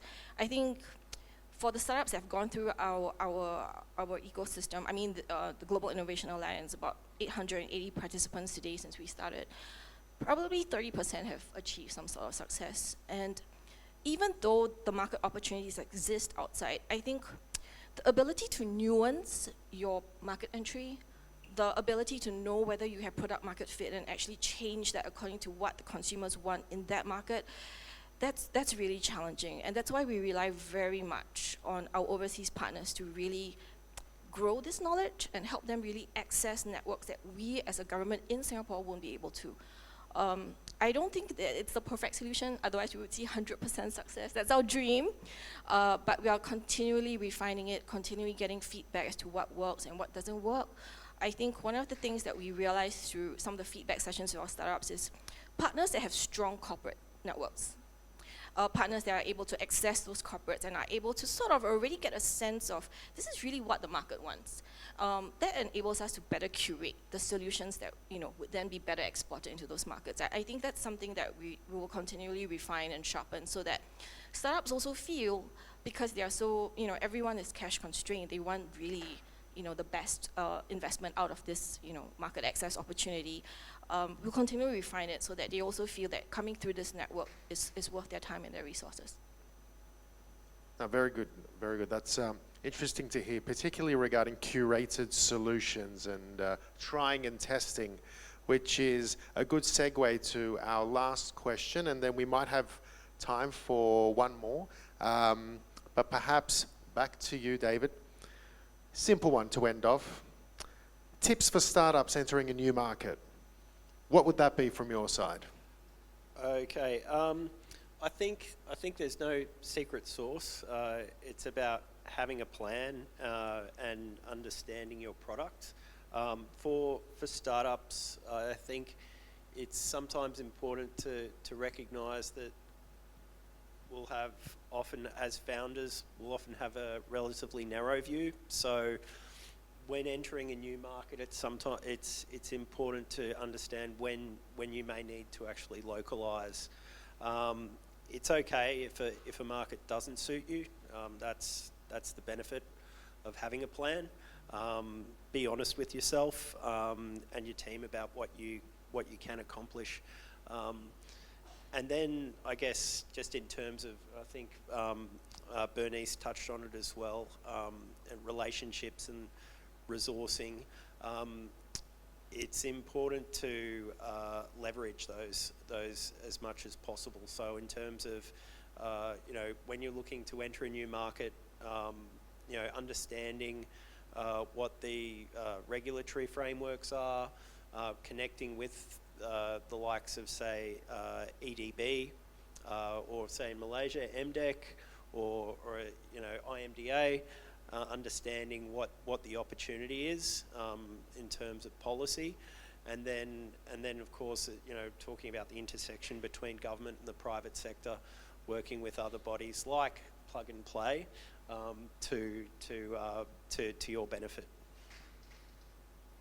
And I'm going to pass it over to you, Norman, for a home run.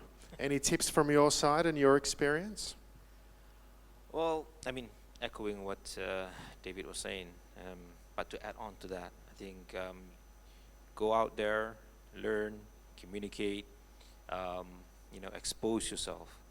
You have, I mean, the world is far larger than your local market, so the opportunities are actually a bit boundless.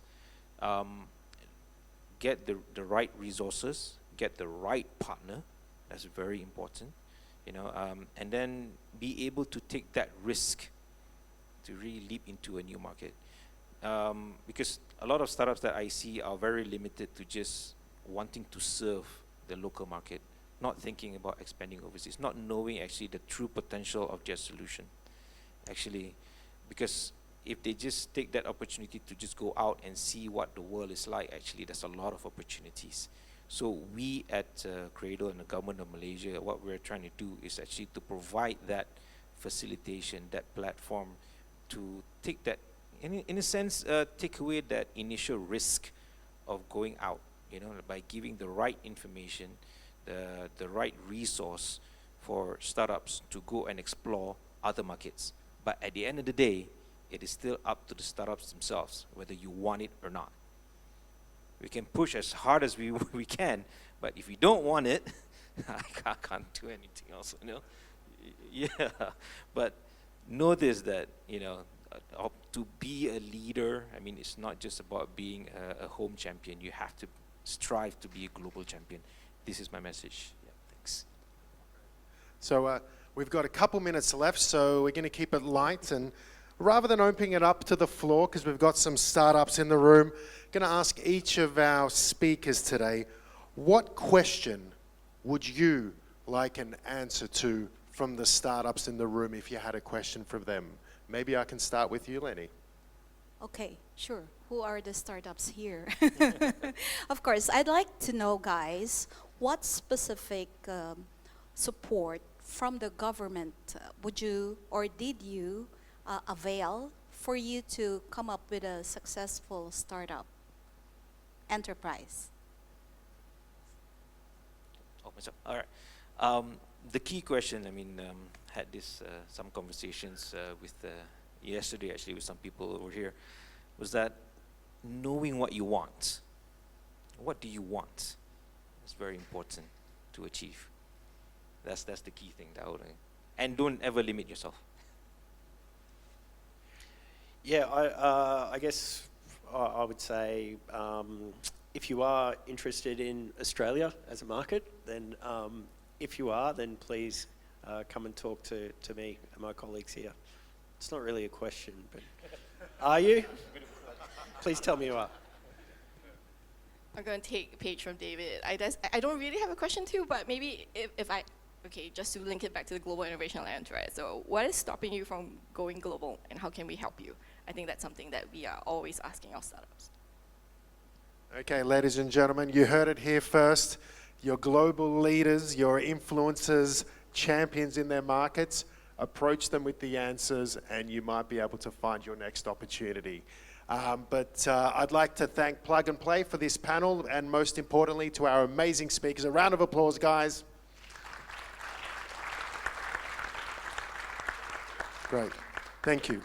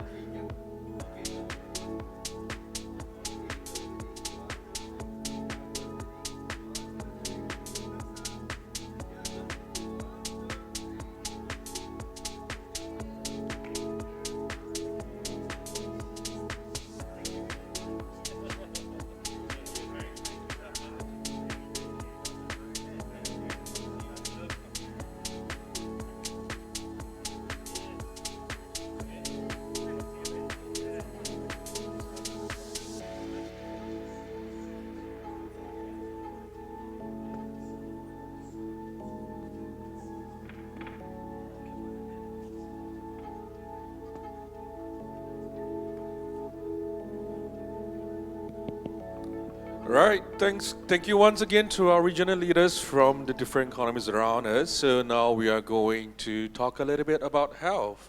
So even though recently I got a little bit of a scared because of my own health check results recently, we're not going to talk about that form of health.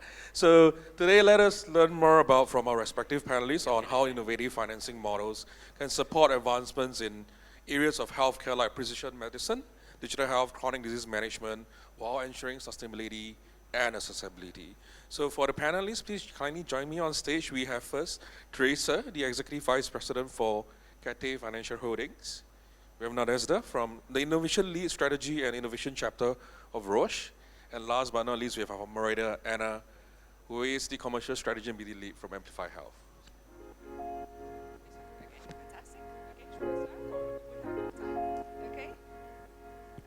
Hello everyone, good afternoon. Thank you for staying even though it's lunchtime. We promise a very interesting and fascinating conversation with my two esteemed panelists.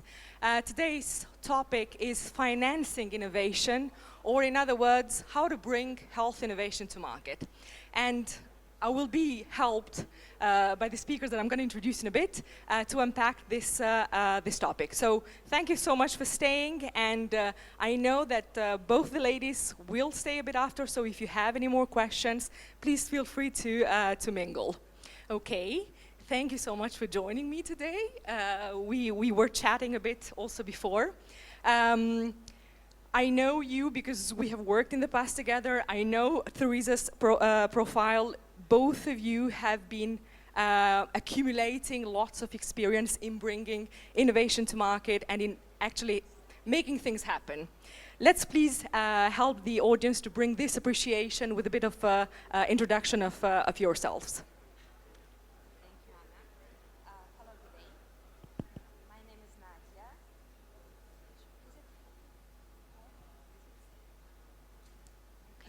Hello, yes. Hello, good day. My name is Nadia, and my background is in science. But last around 13 years, I'm part of Roche Diagnostics. If you haven't heard about Roche yet, let me share a couple of words. So Roche is the Swiss conglomerate or Swiss company which includes pharma and diagnostics arm. And we are the market leader, in fact, and we are present in more than 120 countries in the world. And we have our office here in APAC, based in Singapore, and this region includes 16 markets. So currently I'm part of this team serving 16 markets in Asia Pacific, Asia Central, and my role is innovation lead. So basically probably this is why I'm here, because the topic of today's panel is innovation. Thank you, Nadia. Over to you, Teresa. Yeah, thank you, Ina, and thanks for the plug-and-play invitation. I'm Teresa Lin. I'm from the Cathay Financial Holdings and the Cathay Life Insurance. But first of all, every time if I have a chance to share my experience in Taiwan, I always say we are from the Taiwan. We are not the so far we have no any relationship with the Hong Kong Cathay Pacific Airline. We are from the Taiwan and very traditional insurer so far. Okay, 6 years ago, we started our digital transformation in our group. And we set a very incredible goal. We want to be, because we are very traditional financial holdings, and we want to be a technology company with providing the financial service. So you can imagine, so we want to do the transformation to change our culture.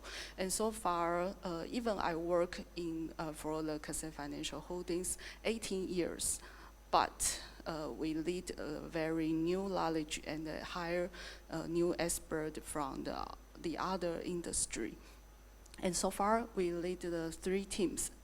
I'm in charge of the transformation team and in charge of the AI and data analytics team. And the final, we also design the digital platform, no matter including the customer app and including our agent. The Cathay Financial Holdings, so far we have the 23,000 agents in Taiwan. So we have the huge group of the Taiwan. So today, I think we talk about the wellness. It's very important for us. Maybe we can talk about later. Thank you. Yeah, thank you, Theresa, for the introduction. You mentioned certain keywords that we are going to unpack also going forward, like traditional insurance player, the willingness to become a technology company, and these are topics that we will explore going ahead. Let's start with Nadia. Roche Diagnostic, as you also said in your introduction, has been around for more than a century. It absolutely shows a huge ability for a company to remain relevant in an ever-changing global environment, be it from a disease area perspective, be it from a patient's needs and expectations, be it from a technology availability perspective. What do you think is the key to this success? Well, probably there are several keys or several components, and today I would like to share with you two, I believe, main ones. So first component is innovation. No surprise. Innovation is in our blood, is our DNA. Our company started with the innovation with 130 years ago. We were innovating drugs, we were innovating supplements, innovating molecules. And since that time, R&D is the big essential part of Roche. We are investing every year more than 10 billion USD in R&D. And until now, this is the highest investment in R&D among other players in the healthcare industry. And it really worked. You know, we were inventing new things. We had several Nobel Prizes for our R&D inventions, a lot of patents and publications, and it worked for like 100 years. Does it work now? Is it enough to stay relevant? Not today. So this is what we've realized in the very beginning of 21st century, when the fourth technological revolution came, the speed of technological development accelerated, and then we've realized that we need to bring the second component, and the second component is the partnership. If you will invest 20 billion or 30 billion, these days you will not be able to cover all the areas, especially with Gen AI, you know, digitalization, etc. It's just not possible. I'll provide you one of the examples how we do it. You probably all remember COVID, a few years back, right? And when it strikes, we didn't have any tests actually on the market. We didn't know how to define whether it's a COVID or not. So one of the Roche Diagnostics competences is PCR. Now everyone knows what PCR is, right? So we were the first in the world to introduce first PCR tests for COVID. And guess what? It wasn't enough because people needed RIT tests. They didn't want to go to the doctor. They didn't want to have nurses taking sample. They really need the self-use tests, and we didn't have competences to develop it. And we built the partnership with the SD Biosensor, the company from Korea, from Asia, who had the competences and had the test already, and introduced it to the market together, their technology and our network in more than 120 countries. So this is the partnership that we are talking about. But I hope the COVID will not happen again, and we won't need to partner this way. So partnering is important, but how we do it in a sustainable, consistent way. So last 10 years, probably, we started to develop and invest into products which are not just the medical device, but which is also open innovation ecosystem, like platforms. Imagine your iPhone or Android phone, and you have the marketplace there, and you can choose and pick different apps. So we are developing and designing currently products just like your iPhones, but this is medical grade devices. So you can use it for the medical needs, but on top of that, onboard different partners and different startups. One of the examples of such products is in digital pathology. You know, when someone suspects cancer, the doctor takes the biopsy, then the sample has to be stained and analyzed. And the analysis beforehand was done manually, I mean, with the eyes of the pathologist. And it's a tricky part. There is no control, there is no calibration, and yeah, and some of the cancers are very rare. So the pathologist who works for 20 years in the industry might see this type of cancer only two times in his life. So here we've developed the platform and onboarding different algorithms. that can support the decision making of the pathologist, that can analyze using Gen AI learning systems, can analyze and help pathologists to put the right diagnosis. So just one of the examples how we're approaching this partnership these days, and we believe that's the future. Thank you. Fantastic. Thank you, Nadia. On the topic of the partnership, we're going to talk a bit more later on. And by the way, thank you for sharing the history of the COVID test and for bringing that to our memories. Moving to Theresa, today you represent a health insurance company, right? And I don't want to be challenging here, but it shouldn't come as a surprise, right, that insurance companies are not considered the most innovative ones between, be it pharma companies or financial institutions. However, we are pretty aware, and I represent a health insurance, let's say, tech company today, so I'm pretty aware of the topics that I'm going to mention, but rising claims cost and medical inflation are putting quite a burden on the P&Ls of the companies. How is Cathay responding to these challenges? Okay, because I think most of people, they are not familiar with the Taiwan market. So I will give you some fact, let you know what happened, how bad situation in Taiwan. The first fact, the fact is Taiwan will go to the super agent society in the next year.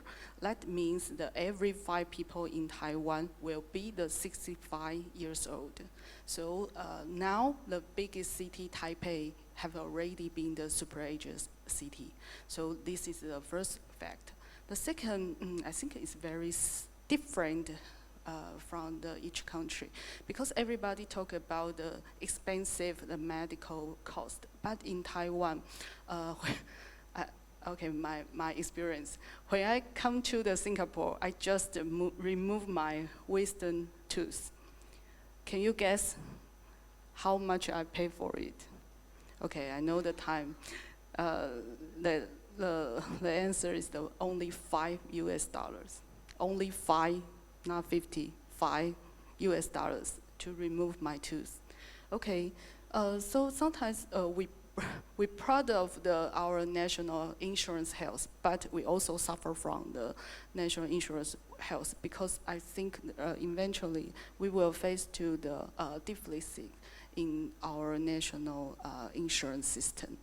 The last fact is about even Taiwan people, our average age is 83. Our average age is 83. But on healthy year of life, on expectancy is 8.3 year.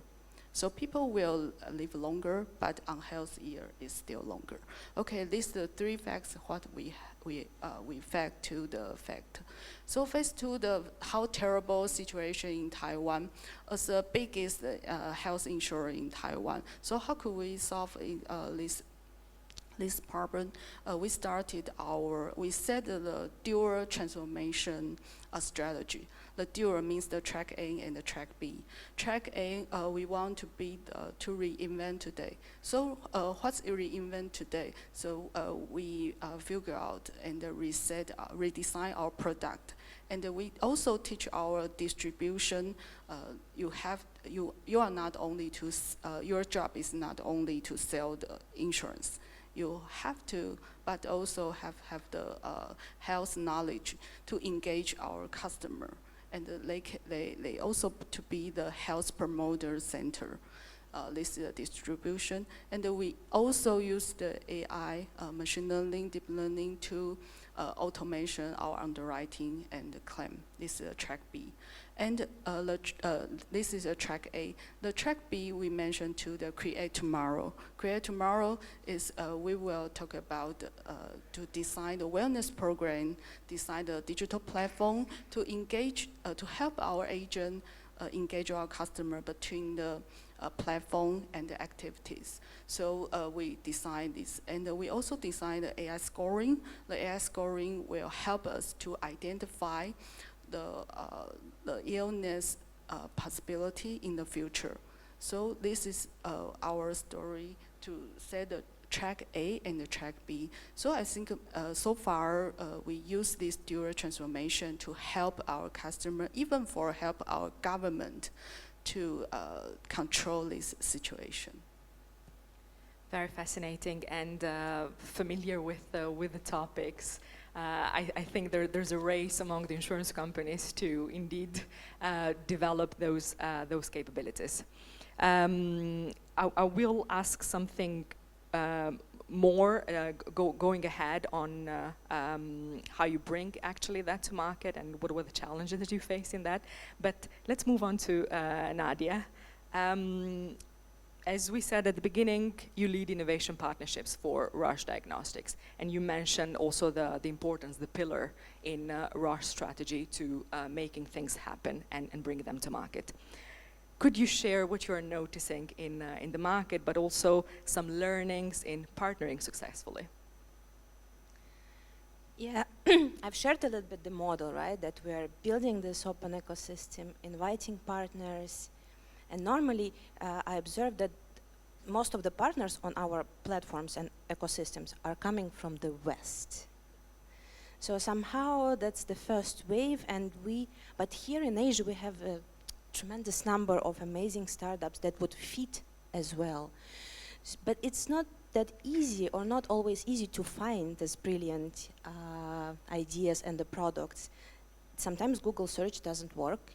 Sometimes there is language barrier. Sometimes it's hard to find right partners in the market who can introduce the startups to us. So plug and play, and this is why we're here, a great partner for that, for our scouting purposes, and other partners are helping as well. So if in the West it's all in Google, here it takes time and effort to find the right partner. That's number one. But even though we are starting to have first successes here in APAC, and we have first partners on our ecosystems from the digital field, from the vital signs monitoring field, and other medical devices, startups that come from Singapore, from Korea, and other markets. So we've already established the way and the path, and we are inviting you to check if your value proposition meets our challenge and need, and maybe the magic can happen.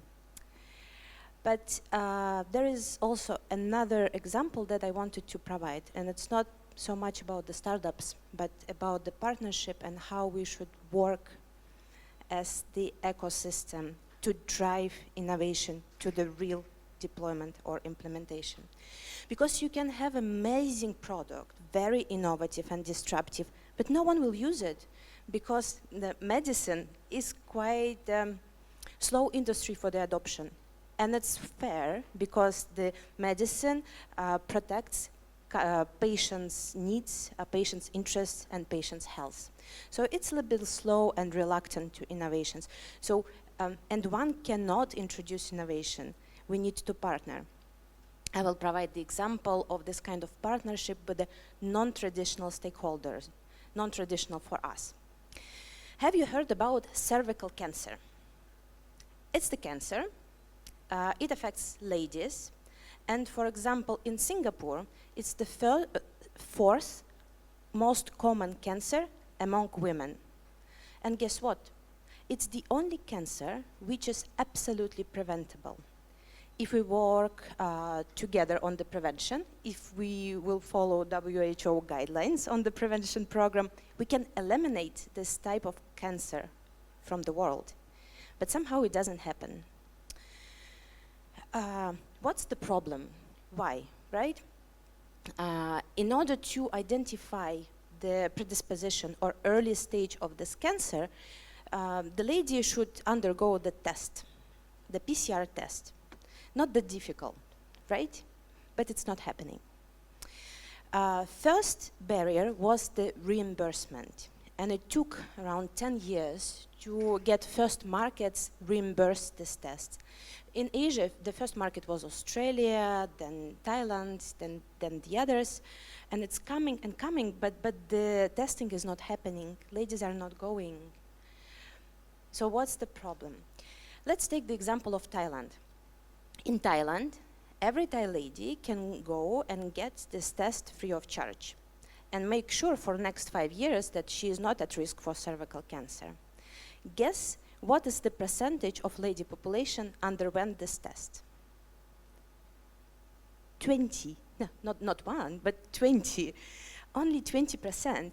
Government runs the national screening program, the huge effort in promotion and providing the information to the patients everywhere, but only 20%. So how will we change it? And we decided to partner with the insurance company because they have clientele, they have their corporate partners, corporate customers. So what we are currently doing, if the Magamet is not approaching the mountain comes to the office of Magamet. And we are together with the private insurer in Thailand, we are literally coming to the offices of their corporate customers, dedicating time to educate their ladies and men as well, because they have ladies in their families. And then on the spot, we run sampling, and then in the laboratory, the testing. So this is the example that I wanted to share. It's not only about to find the great product or invent something very new, different and even useful, but there is also quite a number of other steps and barriers that you need to overcome to make it live. Thank you, Nadia. Also for, I guess, underlying the importance of the ecosystem play. So bringing together diagnostics company, an insurance company, and also public health players, basically. So thank you for the real life example. Moving ahead to Theresa, before you were talking about how you're tackling challenges. However, to build those capabilities, it requires both bringing lots of stakeholders together within the company, but also to be faster, right, in implementing these solutions. Share a bit about your success stories within the company. How do you bring the different people within the company and have those green lights and buy-ins to move ahead? Okay, I think the stakeholders, their main task is to do the right decision. It's very important. So we must collect all the transparency information to them. So let me give you some example. Real example in our group. Because everybody think the traditional insurer, your stereotypical image is the elephant. So we are very slow and large and many hippo on the table, right? Okay, and so far we have the 54 departments in our organization. And 10 years ago, we want to build our agent digital capability. Okay, this is a very important case. But at that time, the digital capability means every operation they think about we just want the APP, the digital APP. So we built underwriting built one APP for our agent. Claim also built the APP for our agent. And the customer service also built the APP for our agents. So 10 years ago, our agent, if they want to provide a product and service to our customer, they have 25 APP. Wow, it's too terrible, right? So this time, our digital transformation office, we set a very important guideline. The guideline is the TOWER. We always use the TOWER principle to communicate with our stakeholders. T, top down. It means everything. We will set a digital committee. If we want to do any decision about the data or the digital platform, or ordinary, and if you want to use any new technology, you have to sit there to talk to report to our committee members, and the members are the important C-suites in our group. O means outside in and open discussion. Just like we studied the business model from the Casey Life with the Amplify, and we also learn from the Roche, because last year we have very successful use case in Taiwan. Insurer provide the critical illness product, and we combine the Roche's the best gene testing technology in Taiwan. So we developed the new product. So outside means we learn from the outside. So maybe from the startups or the different industry. W means the war room. Every war room means the HR. You can imagine 54 departments. Sometimes we are so hierarchical. We don't know what's the HR, what's the one team, one goal, wow, what. So we never heard about it. So the war room, we will build the HR culture. E means empower, PO. PO means the platform owner or the project owner. R means the review. So the PO will review and set the war room's goal, direct to report our committee. So TOWER is very important principle. If we want to do, no matter I mentioned the track A or the track B, previous I talked about the project or the war room. So we will follow the tower principle to interrupt, don't repeat the problem just 10 years we faced. Fantastic. No, thank you. It seems a very structured approach, so congratulations for that. Thank you both for sharing so far your experiences. I would like to change a bit gear since it's we have 4 minutes left and it's the last question for both of you actually, and it's the same. I would like to look ahead and look a bit in the future. So the question is, could you share some of those couple of areas where your companies are focusing for the future in the next 2 to 5 years? Thank you for the question. I will not share the intel of our corporate strategy, but well, health tech startups, I tried. But yeah, I would love to share with you about one study that we as Roche ran recently in APAC. We call the study Clinical Utopia. So utopian world is the world where everyone is happy. We've built our clinical utopia, the world, utopical world, where everyone is healthy. In some time in the future, we don't know when it will appear. And then we're started to investigate and research what are some trends or what are some things happening there in the healthcare industry in APAC are leading towards this utopical world. So long story short, we ran the study, we've engaged 50 different stakeholders from the industry, from the government, policymakers, the healthcare professionals, and we have identified 5, which has been accelerated after COVID. But then we validated and realized that there are 2 main trends that are now here, that will remain here in APAC for next 2 to 3 years. And if we want to be successful, we need to find a way to jump on this wave and surf it.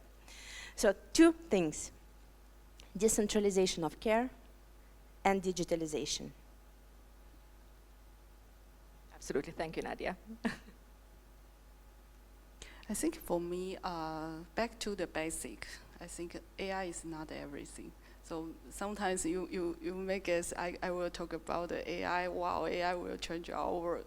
But I think back to the basic, we will talk about the customer experience, our agent experience, even for our employee experience.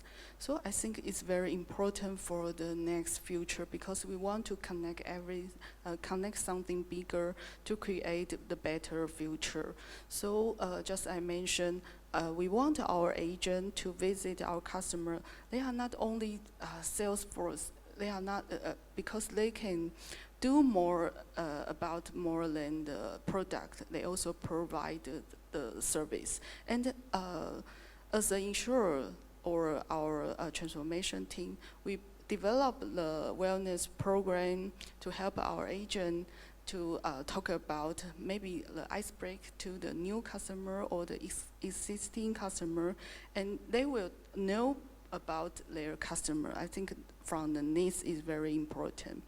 And from even for our employees, everybody knows so far our workforce will be transformed because the AI, I think we use the Copilot every day, but for the new employee or the existing, even for the senior employees, maybe they are afraid about the Gen AI and wow, it replaces us, but we need to skill them.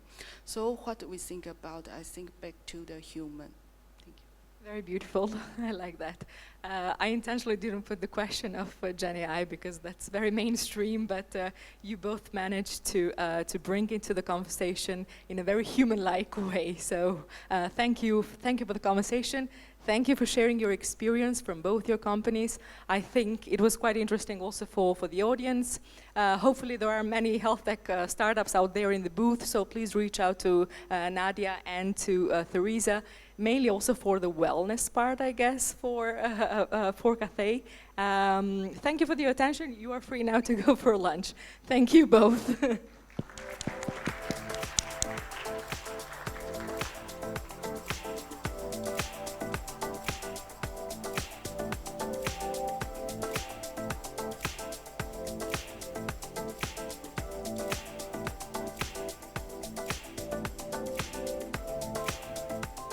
All right, thank you very much to the panel for our health panel. We do have one more fireside chat upcoming, so if you're getting your food, feel free to bring it here and see what's up with the next chat, with next fireside chat. So for next fireside chat, we have 3 very amazing speakers with us who have been monumental to the startup ecosystem, and each of them have really brought tremendous impact to the ecosystem here. So today we will hear more from them about how we can enhance the support for our startup and also leveraging on local strength to drive growth and differentiation.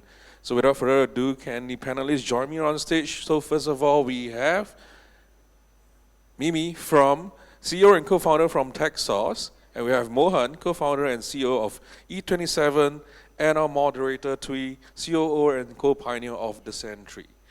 Can we give a round of applause for panelists?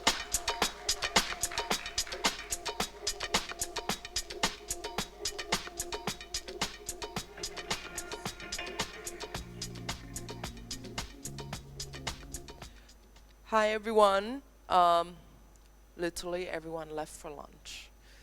We should do it at lunch panel over there.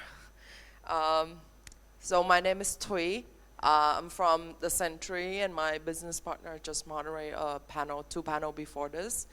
The Sentry is a real lifestyle real estate. We have a couple of projects, asset management, commercial office, and co-working, co-living, pioneering a new working space, especially focused on tech and innovative industry. So if you want to learn more about The Sentry, I'm here and my business partner is here. We're both wearing the Vietnamese traditional dress, so you cannot miss us. We love to discuss more. But I would like to start the introduction with our 2 very esteemed speakers today by sharing one fact that I learned from them about food, right? So we all love food. My favorite food is bún chả, which is a Vietnamese traditional dish that you can find anywhere in the world when you travel. It's not pho that everyone knows. It's bún chả, which is, grilled pork with noodles, really delicious. You should try. Mohan, favorite food is chicken rice, right? And Mimi, favorite food is omakase. And now I would like to pass the microphone to them to introduce about themselves.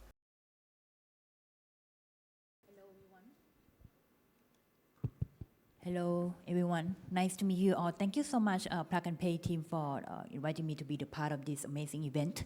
My name is Mimi, but you can see that Thai language is quite hard to pronounce. But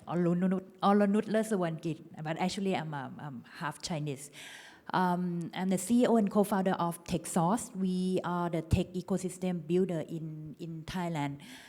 Also organize TechSource Global Summit event to support Thai government who want to we help the startup from all around the world who want to expand to Thailand as provide like a launchpad service. We also have the accelerator program, like local accelerator program to groom local startup who want to expand outside Thailand as well. Hi everyone, very good afternoon. Thanks to the Plug and Play team for inviting me. We are a very good partner with them on various programs that we have in the region. So my name is Mohan. I run a company called E27. It's a tech ecosystem platform where we have a community-centric media platform where thought leaders, folks like you can create content on the site to talk about what's happening in the Southeast Asia tech ecosystem. We also run the Echelon conference. We just wrapped up the flagship one in Philippines a few weeks ago. And then there's the Singapore one that we do typically around May and June every year. So we are a fairly active player that collaborates very closely with corporates, governments, investors and startups to improve the amount of business matching and deal activity that happens across the region. Thank you. So I would like to start with the really first question. So what do you believe is the foundational pillar for a successful ecosystem with the startup ecosystem, and how it have changed over time with your own experience? Yeah. Maybe start with me. Actually, I have to learn a lot from Singapore because Singapore is well established in terms of the tech ecosystem. I think that more than 15 years already. But for Thailand, the tech ecosystem about to support the startup, we started somewhere like 2010, 2011. And one of the key success factor for all ecosystem, from my observation, is I think the policy adjustment is really important. I have seen like in Indonesia and in Singapore and from like Vietnam as well, they can attract a lot of the investment outside the country because they provide like attractive incentive and also support the local startup who want to establish the company. And another part is the incentive to motivate the talent to come back to our hometown is very important as well. And once the startup already successful, it's quite similar to like a PayPal mafia. It's really important because the co-founder or the founder or like a team, like a founding member, the founding employee, once they successful and exit the companies, some people maybe set up their own fund. Some people maybe want to be the mentor to help the early stage startup, to help the new generation. Or some people, like for example, in Indonesia, we have seen one of the key success factor is the government support the co-founder who are very successful, like the Gojek. They will be the policy. Currently, they are like a policy maker. They support the government and decide what kind of the regulatory that they should adjust because they understand what is the real pain point of the startup. So I think that we should start from the policy adjustment, the incentive that align with to attract the investor, to attract the startup, to set up the company, and so attract the talent to come back their hometown. So if you take a global look at it, right, and if you look at Silicon Valley, for example, right, there's a very good documentary on YouTube by Steve Blank that talks about the history of Silicon Valley. And it was actually driven by the need for technology for World War II to be better than the Germans, right? Actually, primarily radar technology. So for that was really the birth of Silicon Valley, where it was collaboration between public research institutes and the layer of technologists that were building solutions, right? And if you look at Singapore, the birth of Singapore's startup ecosystem happened way before the 2000 era. From the 80s, the government already had a heavy hand in ensuring that there was a layer of research institutes and technology-centric areas like science parks that were being developed to support the production of innovative technology, but also support the growth of local enterprise. So most of Singapore's growth strategy has been to attract foreign companies here, get them to set up base. But very early on, around the late 80s and 90s, right, there was also a concerted effort to invest and figure out how to support the development of local enterprises. And that was primarily in the manufacturing sector. So if you go to areas like Block 71, historically, that's what the ecosystem was primarily driven. But the early 2000s and post, like the Web 2.0 area, gave a renewed interest, right, in pushing for the birth of tech companies, because the ability to build tech companies and scale them faster through open source technology had suddenly become a massive innovation, right? And based on what was happening in Silicon Valley, a lot of the models around public-private partnership, collaborating with universities, the government playing an early hand in providing the first layer of capital, and even looking at what Israel was doing with, let's say, the Yosma Fund concept. All of this form essentially the backbone of what you see is the tech ecosystem in Singapore. And these models were also replicated, adapted, localized, and made to work in all the different sectors. I can probably spend a couple of hours just talking about the birth and history of the ecosystem, but in a nutshell, public-private partnership driven towards a real need to develop a local industry. Yeah, so I can hear that there's a lot of government policy support in Singapore and maybe in Thailand, starting with a startup ecosystem as well. Different from Thailand and Singapore, Vietnam is a very early developing country. So even though the culture of startup is very strong, the government doesn't have that much support compared to Singapore and Thailand, purely because they just don't understand the concept yet. For example, the difference between incubator and accelerator, the government's still not quite there yet, right? So it's really hard for them to have progressive policy to support. In that sense, in different ways, private sector and multinational kind of supporting the ecosystem itself. For example, at the Century, we have a partnership with RMIT University, supporting by Austrade and Australian government to have the first student accelerator called Spark Hub with the operator such as Reactor School from Singapore. So this is how we can support the ecosystem. So can you share some of your example of successful collaboration in your own experience of your country, or your own organization doing some partnership with other enterprise or government that are really successful that you can share with the public?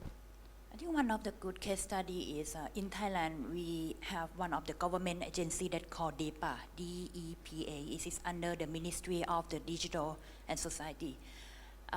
This organization, they work it's quite similar like a private sector. They have the investment arm to invest in the startup and tech equity. During the COVID period, one of the biggest challenge for the early stage startup in Thailand, they have like a short runway to survive during like a 2 or 3 period once they are facing the challenge during the COVID period. So they provide the funding to support the startup during that time as a convertible note format. So they can help a lot of the startup to passing the crisis during that time. And right now they also work with TechSource as well to provide like a launchpad service, because to attract the investor outside Thailand and also the companies, for example, like in Europe, they would like to expand to Thai market and want to work with the big corporate. So previously we don't have this kind of the launchpad program before. We have like a BOI incentive, but in terms of the like a facility, like space, the launch pad, we don't have this kind before. So DEPA also invested in TechSource as well to provide like a launch pad service to support the foreigner who want to establish the company. So they work like a private sector. So the key takeaway of this part is the government sector, it depends on the flexibilities. The most important thing is it will be good if the government sector can adjust some of the process inside the their organization and run it as a private sector. This is the part that I think that we can learn from them, and they can be like a role model for the other government sector as well in Thailand. So at least for the Singapore government side, they've always played a very heavy and active hand in figuring out which areas to support. So in the early days, a lot of the support was driven around investment. So that's where the TIS program was the early seed in allowing a lot of the foreign and local VCs to come out. But if you look at the programs that are relevant today, the GIA program, which a few panels before we had the representative, that program is driven by the need to help Singapore companies get out. And it's a very challenging thing to do, and the government collaborating with enterprises, including Plug and Play in some markets in this part of the world, is a very powerful and supportive mechanism to allow companies to scale and grow. The ESG has got a whole scheme of grants. So some of them would be also productivity and innovation oriented. So for companies that wish to adopt technologies, the ESG has got grants and programs that allow for the adoption of technology. The last one really is this is not so much government, although the government does play some level of support, is the NUS Overseas College program, which has been around for a really long time, which I was part of in 2007. So that gives you a rough sensing of my age already, right?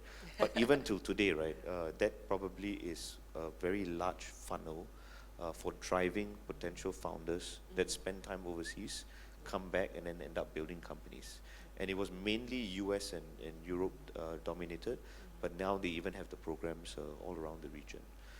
And I think the Singapore government is actually very smart in figuring out, okay, what are the challenges that are going to be relevant for Singapore companies in the next 6 to 12 months? How can we evolve and adapt our policies to figure those out? So I think in Southeast Asian region, we have the leverage of the local strength, like different industry cluster, cultural aspect, regional expertise. So can you share with me one of the strengths that you see in the market like Southeast Asia region, and maybe there is some challenges as well. So there's strength, but there's also challenges, and how can you see the startup ecosystem overcome these challenges? Yeah, so maybe one strength and one challenge of the region. In Thailand, many people might know that we are we are strong in part of the food and agriculture. One of the projects that we have worked with the Thai government is called National NIA, the National Innovation Platform. This kind of the project is they would like to encourage to have startup who target the food and agriculture to leverage the technology to leverage the technology and transform it to be like a tech startup instead of just only focus on a raw material. So it's like a pro and con at the same time. For the pro part, it's okay, we're trying to leverage our core strength to support agriculture, farmers, food industry, but at the same time, as we have known that when we mention about the food tech startup, it's not just only focusing on the digital part, it's also related to deep tech and biology. The whole process of the food supply chain, starting from upstream, midstream, and downstream. In terms of the deep tech, it's quite a challenge to scale outside Thailand.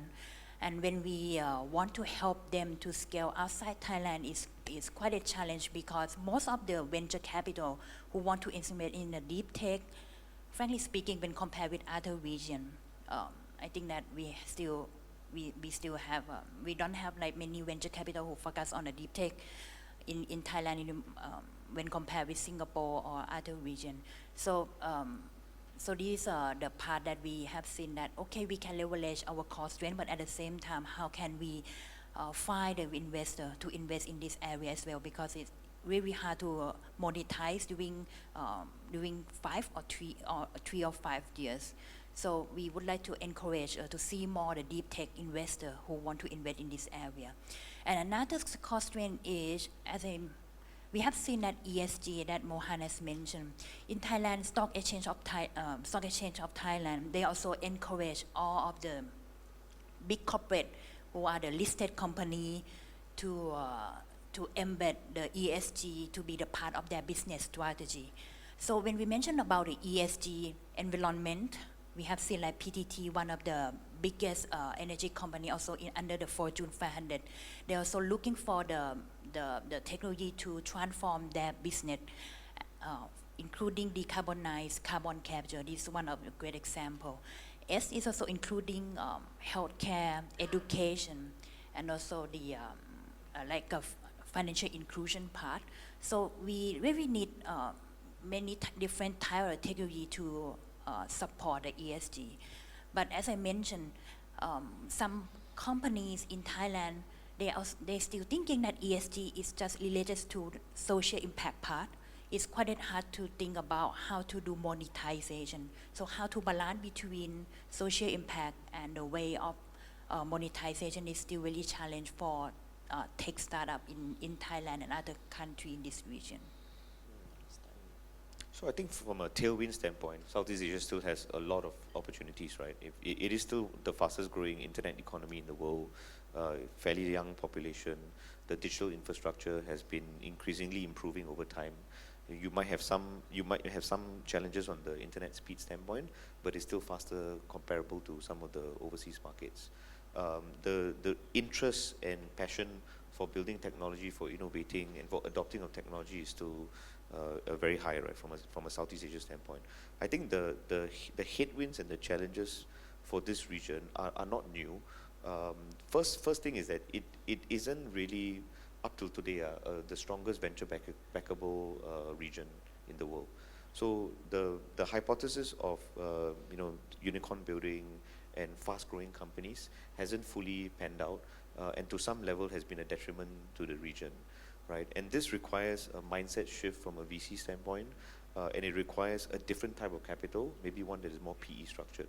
So when I started my fund with my two other partners, Orbel Ventures, right, a couple of years ago, we were looking at how to invest in more sustainable, financially sustainable growing companies that are a bit more bottom line EBITDA focused, as opposed to just chasing top line and unicorn growth, right? So the second thing is that this region is still very heavily dominated by families. And so it isn't as straightforward as, let's say, the US to disrupt certain industries or markets.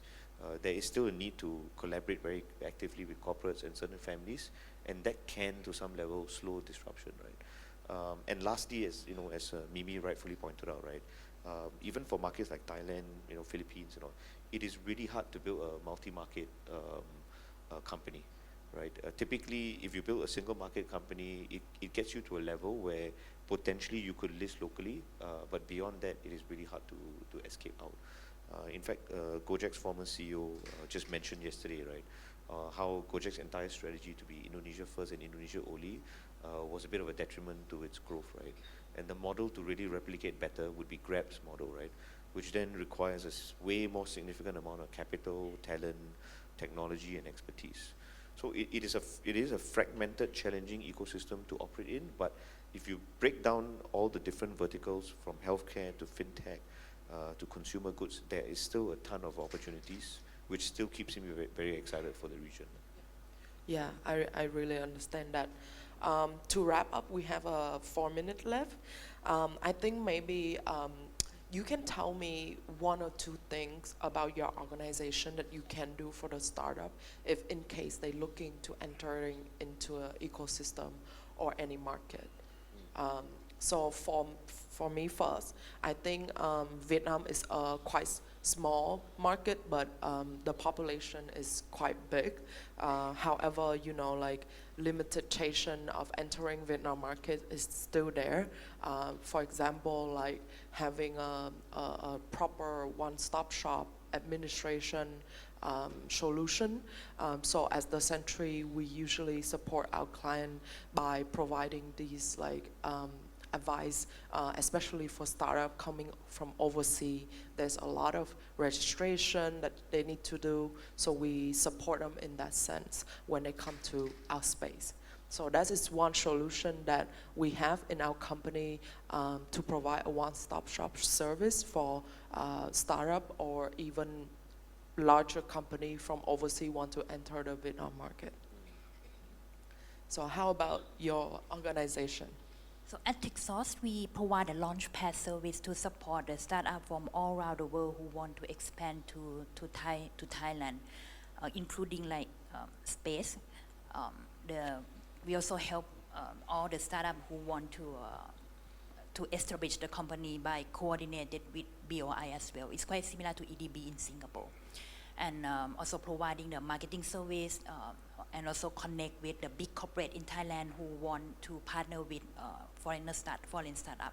So this is a way that how can we support all the startup in this region, and at the same time, if they are like the local startup in Thailand who want to expand outside Thailand, we also have partner with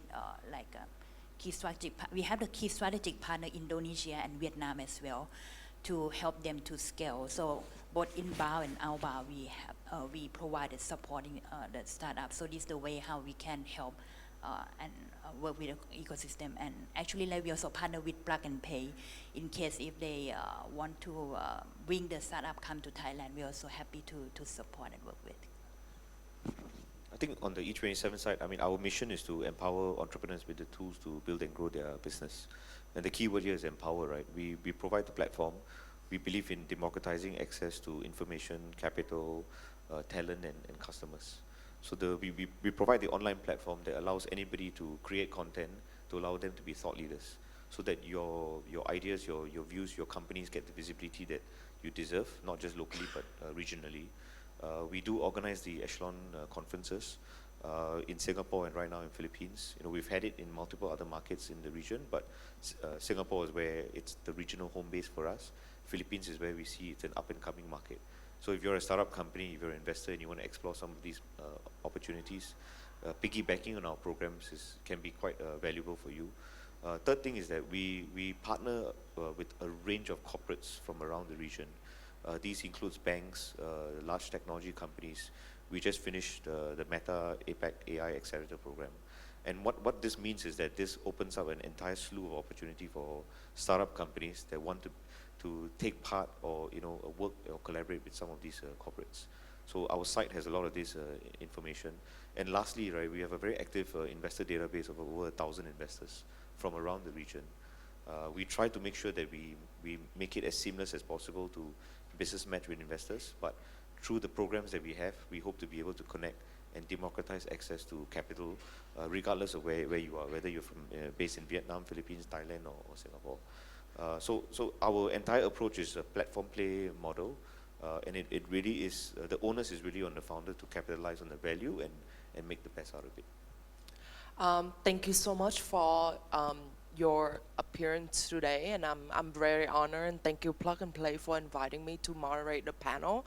I know that some of you may have questions, so maybe at the end you guys can come up and talk to us, but I would like to finalize the panel today. So thank you Mimi, thank you Mohan.